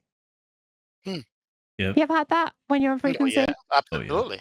Yeah. Now, what Vasm Playback does, and it leans on the technology from the normalizer that we talked about earlier, and it basically records the last transmission that was made. And if you want to hit play, then you will hear it back, just the last transmission. So you can keep pressing play. You can hear it as many times as you like until the next transmission goes out. So that means as well, I personally have it on my phone, because then I can have my phone in front of me. I'm flying along, and then if I hear something in my ear that's like, "Oh, was that for me?" I can just hit play, hear it on my phone, and then I can read it back if it was for me. Basically, I'm talking to chat or I'm reading chat, and then they call me and I missed the call. I can just play it back. You can just hit play. And actually there's Nice. Garmin, I think it's Garmin, that have this function in quite a few aircraft. So if you've flown like a Warrior or an Archer, they have a little play button, and it's the same thing where you just hit play and it plays back your last transmission. So it's inspired by that, but it's the same kind of thing. Wow, that's a big deal. Yeah. Big deal. And then go ahead. No, And I have go another on. question too. Second question was about so everything we talked about is for Microsoft Flight Sim. Any hopes of getting any kind of X-Plane integration in here at all? Yeah, definitely. So you can use this without the SIM connected. So like obviously the briefing and all that kind of stuff. Like obviously you couldn't refuel your aircraft without SIM connection, but there's loads of stuff on here that you can use without a SIM connection. But with that in mind, we're launching supporting Microsoft only initially to make sure that we're like good, and it's not, because you don't want to bite off too much and then it launches and then it just becomes, okay, we've got a bug here but it's only persistent on one sim and it's not persistent on another, all that kind of stuff. So we're just going to basically get stable, and then we'll roll out to X-Plane just to make sure that we do it correctly, because we don't want to overwhelm ourselves like when we do release. Awesome. So yes, it's planned, it's on the roadmap, it's just not something for launch for reason, just purely for managing the project. Awesome.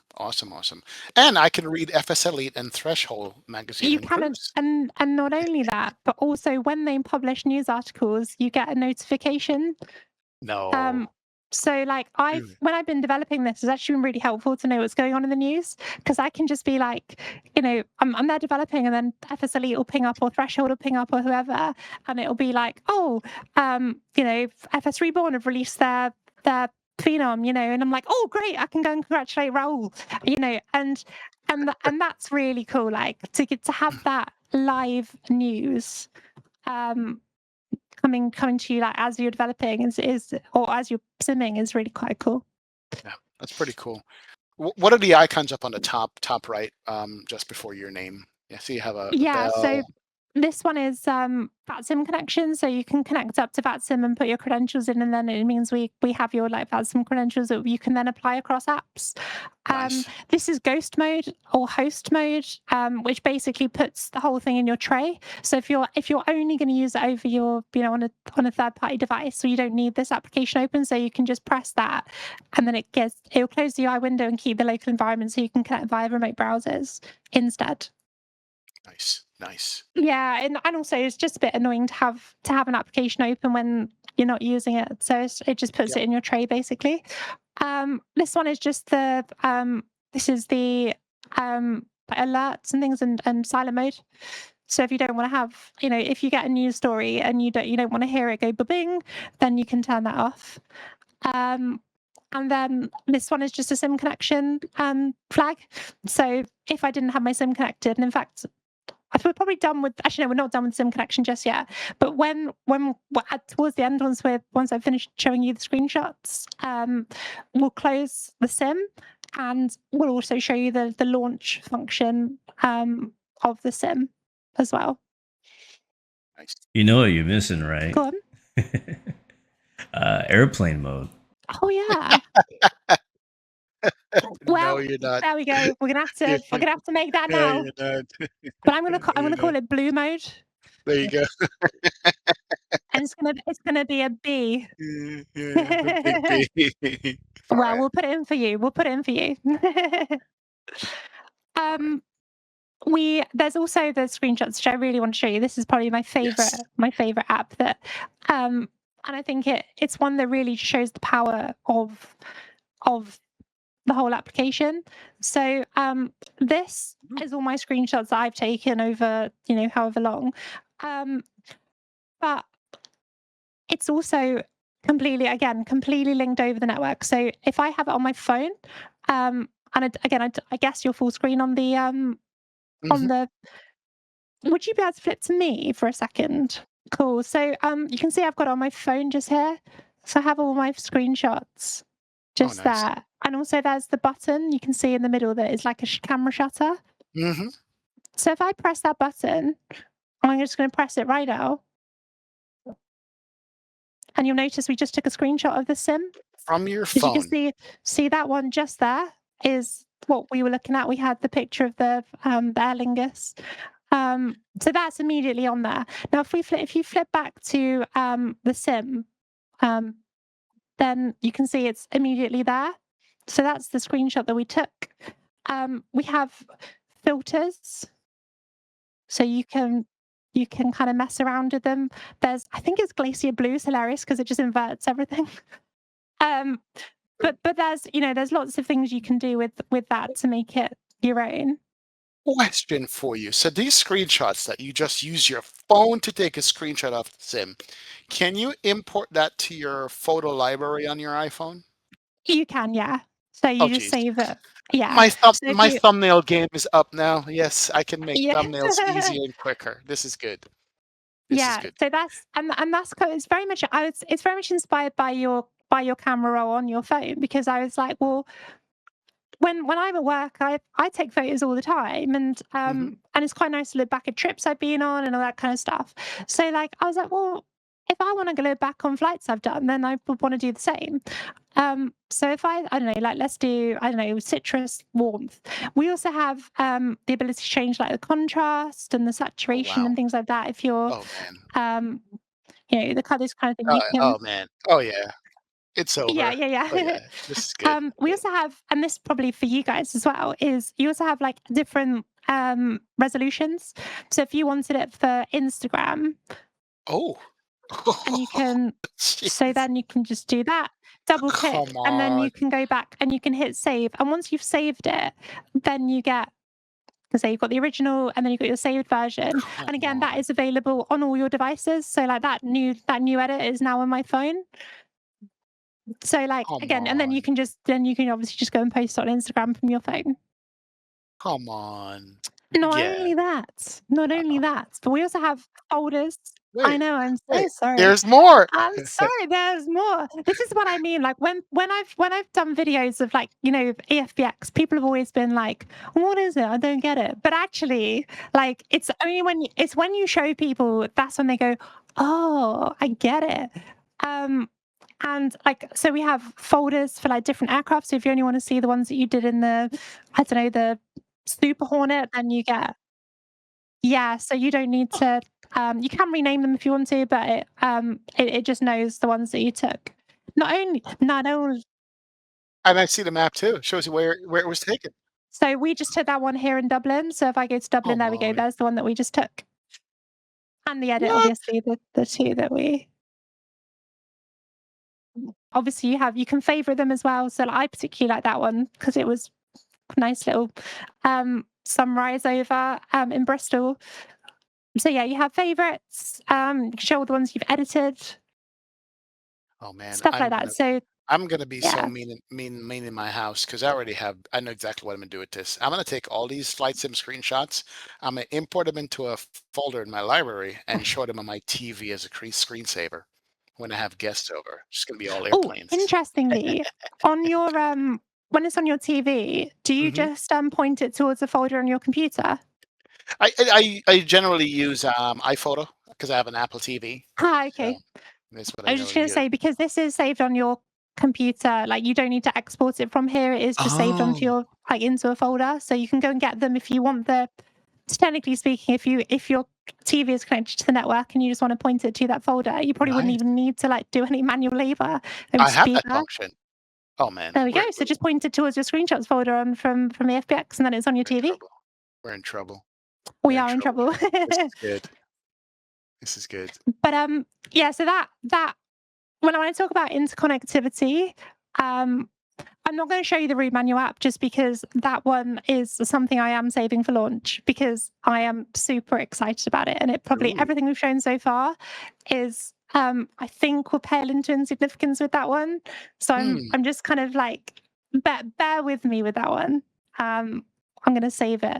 And then Flappy Bird is probably the most infuriating app that there possibly is because the other thing I wanted to add into the whole ecosystem is the fact that our iPads, our EFBs, are not just performance calculators.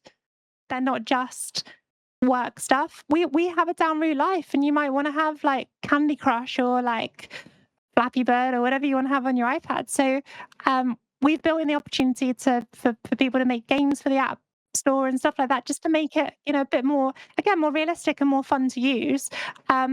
But the only thing I would say with this is it is absolutely infuriating. And I know you had Flight Doc on relatively recently, Mhm. and he is obsessed with this game.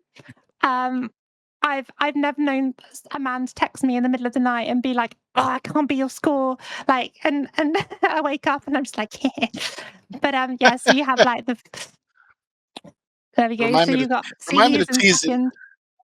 Oh my Yeah, god. so this actually is so you can upload your own icons as well. So like I turned it into Chewie's face. So I was flying along as Chewie's face, Do it, do it. but yeah, Oh. absolutely infuriating this game. Oh my Um god. yeah. I'm gonna be playing it in bed. Nice. That is pretty cool. um It's amazing. Now let Yeah. me show you if I now just close down the sim, Mhm. I'm gonna have to kill it, like through the task manager. Do you Right. guys ever have this problem? Because I do. Every single time I close it, it never actually closes. No, it takes a while. Yeah, Takes a the while. sim does take forever to close, but if you use Flow Pro from Parallel 42, they have a button that like immediately shuts down the Oh sim. really? Really helpful. I think that might be a button we need in EFBX too. But Mm. you can also see we have a button down here, launch MSFS 2024. Oh, wow. Really? Now Now, not only that, but obviously remember it's all connected. So I'm just going to minimize this and I'm going to use my phone to Come just on. press the button. So if I just press launch MSFS 2024, you will see. it's launching. So hold on. I walk through the door from work. I need to stream, and I could just hit my phone and go boom before I even get Yeah, into the and that's house and and that's very launch much sim. the Yes, philosophy of the fact that, yes. exactly that. You get home from work, you're gonna stream, you're like, okay, right, let's plan the flight on SimBrief, have a look through the plan, where are we gonna go? How's it? And also obviously it can read your scenery. So like you're like, okay, let's make sure that we're definitely gonna fly from here to here with these sceneries and that sort of stuff. You can launch a sim, and then obviously by the time you actually come to stream and sim, it's all kind of there waiting for you. So that's the Man, idea anyway. good. This is good. So like if I have my iPad with me and I'm away from home, like completely different location, can I start the sim or access the sim from my iPad So from there? There are ways. technically speaking, with port forwarding, you could do it Yeah. from a third party location. I would probably not recommend it, just because if someone has your IP address, they could obviously like start taking screenshots of your sim for you, or like, so Yeah. I probably wouldn't recommend it, but technically speaking, yes, it can be done. But I'm from a legal standpoint, EFBX does not endorse this behavior. Because I can see like XP using this. Like he's at work, he has a stream tonight. He gets on the iPad, sets up an entire flight Well, with a thumbnail on the way home in the car, and kind of gets the sim started before he even gets. yeah, it's a security thing, but it can It be is. done. So It's a technically security can be thing. done, Yeah. but yeah, you're in risk. I mean, opening ports to Yeah. the wider world is always a bit of a, Yeah. But it yeah, can be always a done, risk, isn't it? It can be and done. take your own chances. But my workflow has just become even better now. I'm just loving it. This is good. But it's This is good. exactly that. It's just designed to be that, um yeah, that kind of just to consolidate everything that you already do just into one place. And again, on your phone, your iPad, like whatever it is that you would prefer to use. No, it's very good. So another question I have for you is like, can you like incorporate like every major aircraft EFB into your EFBX? So like I don't have to actually touch the virtual Phoenix EFB, the virtual PMDG EFB, TFDI, all the different EFBs we have out there. Like, can I just use your app to access all those in one place rather than have to do that? Yeah, so with the idea is like we won't incorporate every EFB into our EFB, because that would just kind of almost defeat the object of just um having one EFB that's just kind of do everything. So for example, like when with eBrief, you notice how we like fueled the aircraft, we did like all of that good stuff. Like we didn't need to touch the Phoenix. And that works across um all aircraft. So you don't technically need to use their in-game ones, and that's very much the idea. However, if there is one that can be beamed out over the network, similar to Phoenix or PFS Labs, then we can incorporate it, because we know that some people do prefer to use those. And that's just what we're just trying to basically facilitate people to sim in the way they want to.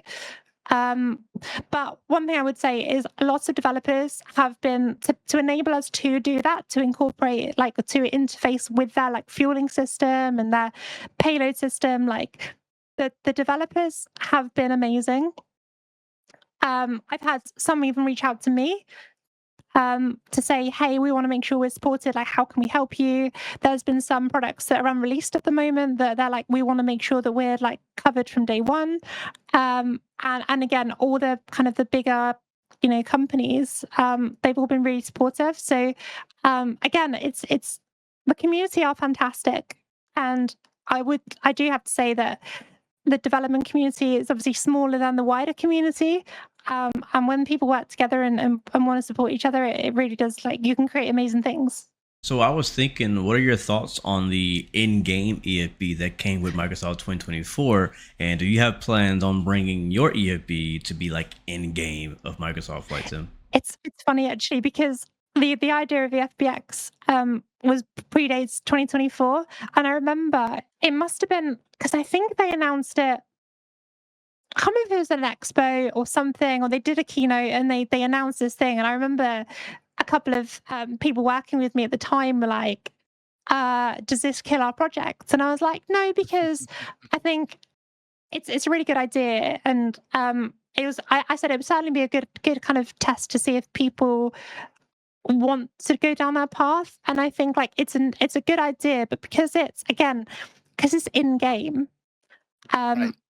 people just go, well, if I'm clicking in the sim, I might as well just click on the tablet Yep. that the manufacturer made. And so like the idea of EFBX is like it is designed to be used away from the sim to allow you then to manipulate the aircraft as you would in real life. With the ability for people to make apps as well. So it's kind of like it does that, but it also does a lot of other stuff on top of that and just tries to consolidate everything into one. Yeah, I don't see EFBX as a desktop app. I see it as Yeah. a remote device for your Well, it's iPad like, and your iPhone and your Android. That's what I see it as, yeah, and and that's it's the what same with makes it like, good. yeah, and obviously I know I showed you GSX control with an eBrief, but we also have a GSX remote control app as well. So if you just want to like, you've just landed and you're like, okay, we're going to be park at this stand, then you just go and find it. And obviously having your iPad like next to you, Mhm. I found that super helpful because when I'm taxiing along, I want to be able to like make sure I'm still going in a straight line, glance over, tell it, okay, I'm going to park on this stand, and then I can carry on taxiing. Whereas when you're trying to do it like through an in-game menu and you're trying to taxi in this, it can get quite Right, quite right, right. quite annoying. So I know we didn't look at Navigraph, but there's Navigraph charts included, and all that so stuff in there, or no? So at the moment, the charts are not, and that's due Okay. to some licensing issues Right. with Navigraph. But we do have a solution that we're working on. I just can't talk about it at the moment. But No worries. so yeah. But yeah. No, completely. And I remember I was chatting to some people. I was like, we can't ship without charts. So as much as we want Navigraph, and we've spoken to them, and it's very much to do with licensing with Jefferson. So we're kind of trying to work Ah, something out. That to fix that, but like I said, it's basically just something that's a work in progress at the moment. So and is obviously quite sensitive in terms of like commercials and things like that. So right, I won't right. say too much on it, but rest assured, we know how important charts are because you can't fly without them. So yeah, Right. panic not about that one. This is why sim life is better than real life. You don't have those roadblocks in sim life. That is true. It's true. That is true. Wow. Wow, wow, wow, wow. So, how difficult is it for developers to get their app working inside of EFBX? One developer, which I was saying about how I had to like modify the app store because I couldn't show you some stuff. Mhm. Like one developer in particular literally spoke to us at Expo, and it was by the Tuesday after Expo, it was in the app store. Oh, So like as long as it can be incorporated, then it's a really simple process. Obviously, if they've developed it in some other like other language that it obviously isn't compatible, it may involve a bit of extra work. But like if it's been written in some sort of web format, then it can be incorporated super easily. Um, but yeah, we're open with that in mind. Like we've had developers come to us and asked us how to do like how can we incorporate, and then we just kind of detail out exactly the process, and then they'll go away, and then lo and behold, it'll be in there. So there's not it's not overly difficult to incorporate. It's just sometimes if they've developed it with one method, then we just might need to create some sort of bridge to get it in there. But well, here's the biggest question of the day. What date did you say you was going to release this again? so it's yeah, release window is Q4. So we're currently in alpha. Project Cast, that's yeah. So yeah, release is Q4. Okay. Obviously that's the 3-month window, so we'll see how it goes. But yeah, end of this year is the plan. Right. And And then how much is it costs, that was the other right. question. But Yeah. Is there a cost to it? so the base tier is always going to be free, like because I think it's for me, that is probably the most important thing. Especially we talked about like me growing up and seeing my parents like sim and stuff like that. And when I was there trying to fly a little Cessna from A to B, like I wouldn't have been able to have any add-ons or anything. So I think it's important that anyone who isn't able to throw any money into it can access it. So there is a free tier. There will always be a free tier. Um, there's going to be a premium tier, which will enable you to have like better features. Kind of speaking to some other developers as well about some other arrangements that might come with your premium tier, but also that the premium tier will be either a subscription or a one-time payment. So it's up to you how you want to manage your subscription.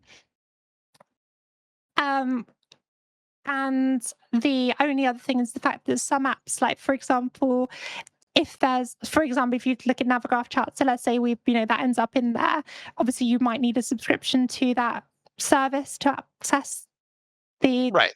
app. So it's very much kind of just depending on, certain apps may come at a cost purely because of what they are, but in terms of the actual EFBX, there's a free tier, and then there'll be the premium subscription / one-time payment that if you want that. So. Yeah. Good. But it will come with lots of perks. I can assure you of that. But it's all in the works, and I didn't want to kind of. It's funny. I don't know what the other guys at Expo said, but like afterwards, Dan, who was manning our stand, he said, "You've got a lot of work to do because I've been promising lots of things." Oh yeah, you promised a lot of things. You got a lot of work to do. I'll be honest. When I first heard about this, I wasn't really sure what it was. I wasn't really excited. But now talking to you today is like, okay, like this is gonna be like a daily, something I use daily. Really, really excited for it. You definitely sold me on it. I'm mostly excited about kind of having one app or platform to kind of house all of the other apps that I use, rather than using all these different programs. Just having kind of like the one EFB kind of be like my central flight sim hub, So I'm excited about that. Yeah, and I think that's the thing, isn't it? It's very much kind of like, I think the people tend to go from what on earth is this, to, well, I don't need another EFB because we already have, every aircraft comes with an EFB, and I get that. But this is very much an operating system. It's very much a platform. And also it means that whatever aircraft you fly, you only ever need to learn one EFB. You don't need to, like, every time. It doesn't matter whether you fly the 350 by any bills, or you're flying the PMDG 777, or the fly-by-wire 380. It doesn't matter. You just use one EFB, and then you don't have to kind of go, when you get a new aircraft, and half the time is spent learning how to set the fuel and payload up. Whereas if you just have one app, one iPad, Yeah. then you don't need to start. You don't need to learn their EFB. You can just kind of just load it and go flying, and actually learn how to fly the plane rather than learn how to use their iPad or EFB that they've created. Gonna be one EFB to rule them all. That's what I It's say. exactly that. It's so look. funny. You're hilariously not the first person to say that. So I'm thinking this might need to be the tagline. True. You got to call you Queen EFB. Queen EFB. Yeah, no. So everything looks really good with what you've shown us so far, but like, what's the future look like? Like, what's the plan moving forward? Just attracting more developers to add more apps to the platform, or like, what do you want to do moving forward? Yeah, like long term, obviously, it'll be driven by how developers and how people kind of create for the App Store, and just see where that goes in particular, like in terms of how it develops. But one of the key things, I think, I haven't forgotten VR users in particular, because I think when I've flown VR, one of the biggest frustrations is like not being able to use your peripherals. So Yes. I think having the ability to have it in VR would be incredible. So yeah, that would be an aspiration. I think I need probably something to change within Asobo to allow all the features to work properly. I mean, technically speaking, like, we have had it in the game already. Right. But the problem is the Chromium that runs in the game is, I think it was released in 2016. Oh, jeez. Which means that which is probably why a lot of EFBs within the sim are like, they run relatively slowly and stuff. It's not the developer's fault. It's just the fact it's running on a very old browser. Like, imagine if you tried to bring up a web page on a super old browser, it's not going to run very quickly. And that's essentially, we would need that updating. As soon as that gets updated, whether that is in a sim update or if it's in, MSFS 2020X, whatever it's going to be, then certainly. But like I said, I've definitely not forgotten about VR users, because I think, like, I'm a VR, literally right there. Nice. West. But I'm a VR user myself, so like, it's very much on the radar for sure. there's so much potential in like the types of apps you could Oh, have. I mean, think about this, even having like shopping apps and stuff. oh yeah. I mean, I have Amazon. I have Amazon on there. Like, I mean, the amount of times I'm, Oh boy. sat waiting for an aircraft to arrive. I'm like, oh, I just need to go and buy that or whatever. Like, because especially when you do trips like I do, I will literally time my Amazon purchases so that they arrive on the day I get back off a trip. So literally, I come back and it's there. So like, if we can have, I'd love to have like Contrail in there. I'd love to have like, yeah, absolutely. So if we can put stores in there, that amazing for sure. Well, it's also a huge opportunity for the retailers as well because, like, imagine if you're there, excuse me, you're there on your iPad, like planning your flight, and Contrail releases a new thing or Orbex release a new scenery or something. You get a notification on your EFBX to say, this new scenery is available. You go, oh, that's cool. Click on it, buy it, Yep. install it, and then by the time and it's only going to benefit the retailers as well. So it not only informs you as a user that the scenery is released, but also gives you the opportunity to buy it there and then while you're literally sat on your sofa planning your flight. So I think it's very much that kind of it'll benefit everybody, but it just Yep. needs that buy-in from those retailers and obviously the rest of the community. Yeah, that's called frictionless purchase, where it just makes it so easy for you to just grab it because it's right there in Yeah, front of you. yeah. That would be nice. And Yeah, that is why we exactly. buy so much Amazon. And that is That's why why. I have far too many That's why. Amazon boxes downstairs that I need to take out to the Oh my recycling. word. Oh, Mhm. no, no, don't add DoorDash to it. Then we're getting a whole new thing. If we had food delivery services, You'll see all the flight sim community just slowly get bigger and bigger and bigger. But I'm not talking about in numbers, I'm talking in size. true. So I know for me, like I would personally be more likely to buy something if I was sat there planning a flight and then there's this brand new scenery released for an airport or something. I'd be like, oh, actually, let's go fly there now. I'm more likely to buy it there and then than if I'd already set up the flight and then I was while I was in the cruise, I saw something on like FS Elite or something. I'm like, oh God's sake, I could have gone and bought it now. I'm just No, it's funny because the only thing I'm just talking from my own personal experience. Like it's very much like I know that how I operate, and maybe I'm not representative of the wider community, but I know for me that if something's there and then and I could use it there and then, I'm more likely to buy it than later on when I yeah. wouldn't use it immediately. Oh yeah.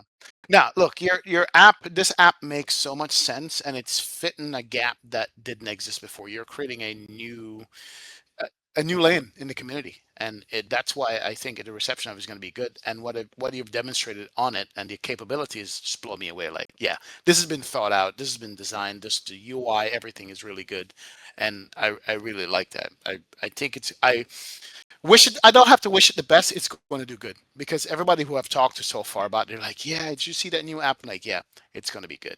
I mean, one last question for you from me. I don't know if Blue has more, but you've been in flight sim community since 2000, basically. So when you started COVID ish, 2020. 2020. I'm sorry, not 2000, 2020. Wasn't Right, right, right, yeah. right. So yeah. I mean, from then till now, you have done what, two expos now. What is your overall opinion about the flight sim community as a community itself, in or the growth of it, or lack of growth of it? What's your overall opinion of the flight sim in general? You know, No, I love it. And actually like Expo and FS Weekend. So I've been to one FS Weekend, I've been to two Expos, and they're the highlight of my calendar now. Like it's quite funny because I never thought, especially as a real pilot, when it is my day job, that I would end up going to a flight sim convention. Um, I just never thought that would be where I'd end up. But it's honestly one of the best experiences, like, because when I go there, it's like meeting up with like old friends that, especially I got to know some of these people really well through COVID. In fact, one of my moderators from Twitch during COVID, I met for the first time at this expo, oh wow, and it was like I was like, hi, and it was so sweet, and he was such a lovely, and he's exactly the same in person as he is online, and it was lovely, and I think like it's that kind of opportunity to really like get to hang out with the people that I've spent some. I mean, COVID was a very traumatic experience for a lot of people for a lot of different reasons, and so like to meet up with people that basically got you through that time is amazing. And then obviously to meet, you know, superstars like yourselves as well, like, you know, it's really cool. So I really enjoy it. No superstars here at all. Now, yeah. I mean, me and Blue talk about the community itself, how it's still just a niche community compared to Yeah. other gaming platforms and so forth. We're always thinking about how can the community grow and attract more numbers and so forth. But you know, it continues and it grows slowly. I mean, do you ever tell your coworkers that, oh, by the way, I'm a flight simmer? Like, do you? What is Yeah. the reaction? It's What is the it's reaction? really What are they funny. saying? Yeah, it's really funny because it almost was something I'd never really talk about. When I was a first officer, I never really spoke about it. Primarily, I think because a lot of captains, they were a bit older and had never really grown up with flight sim themselves, because when they were teenagers, like, it just wasn't really a thing. Or it was, but it was literally pixels on a screen, like, and it just wasn't the experience it is these days. Um, and so now, like, you know, now I'm a captain and I'm flying with first officers who are generally, like I said, of that COVID generation. They went through flight school using flight sim themselves. You know, I mention it and they're all like, oh yeah, like I was saying, like, and you know, yeah, I use the Phoenix or I use like PMDG or whatever. And we have this full on conversation. And I mean, one trip I did recently, we didn't stop speaking about flight sim for Oh like my 3 God. solid days, because it was something we had in common. And Dan at the Standard, and if you spoke to him at Expo, but he is a first officer at work who we were talking about it, and then I spoke about EFBX, and he was like, I really want to do Expo, and I was like, well, come along and you can, you know, man the booth with me and stuff, and so yeah, it's like it's really we'd planned for him to come out for a while. But he hadn't, because he doesn't sim really himself. He used to when like before he flew, but the first time he'd seen EFBX was the day before Expo. We were sat in Dublin Airport and I was showing him, like, while we were waiting for the departure, which I think also is quite testament to the usability of the app, because it means, like, he was showing people, he was demoing it like he knew it, like he'd been Wow. using it for ages, and One actually day's he'd notice. only used, yeah, one day. So yeah, and he was very much using it like he does real world EFB. So I think that also shows how it transfers and trying to bring that real world experience into the sim. So, like, what was his opinion That's of the expo? Like, what did he say on the way back? Because, yeah. Do you think we were crazy people? like, he's not a flight simmer. He's a pilot, but not a flight simmer. And coming to this flight sim event, like, what was his reaction to that? Yeah, I think he didn't really know, and I don't want to put words in his mouth, but he didn't really know what to expect. And his idea of what Flight Sim Expo would be, I don't think he really understood. But he came away from it just like, oh my god, I had the best time. Like, we both nearly like stayed for another night because we were like really excited and we loved it and we didn't want to leave. And so yeah, he absolutely loved the experience. And the one thing is, what I would say is the community is so welcoming. I was a little bit like, when taking someone out there who's not a part of the community, um, is always a concern that he's, you know, people are going to be wanting to speak to me and he's going to be there sort of like not really knowing anybody. You know, have you ever been in that party where you're the only person who doesn't know anyone? It's always a little bit Right. like straight away awkward. But the sim community literally just picked him up like in open arms, and he was literally part of the furniture within the first night. And there was some nights I didn't even see him. Like, I was off talking to loads of people, and I look over and he's in the middle of conversation, got 3 or 4 people gathered around him, like, and I thought, you know, he's one of us, it's fine. Yes, yeah, he blended in really well because I had a great conversation with him, and even his Mm, story in becoming a pilot is crazy, which is good. But yeah, I'm yeah, for glad he sure. enjoyed it. That's good. And you're right, the Yeah. community does welcome people, and you know, the group of guys that we see every year. I see Blue once a year, and everybody else Aw. once a year. But it's almost like I see them Mm. every month, every day. It's crazy. Hey, how you been? How you doing?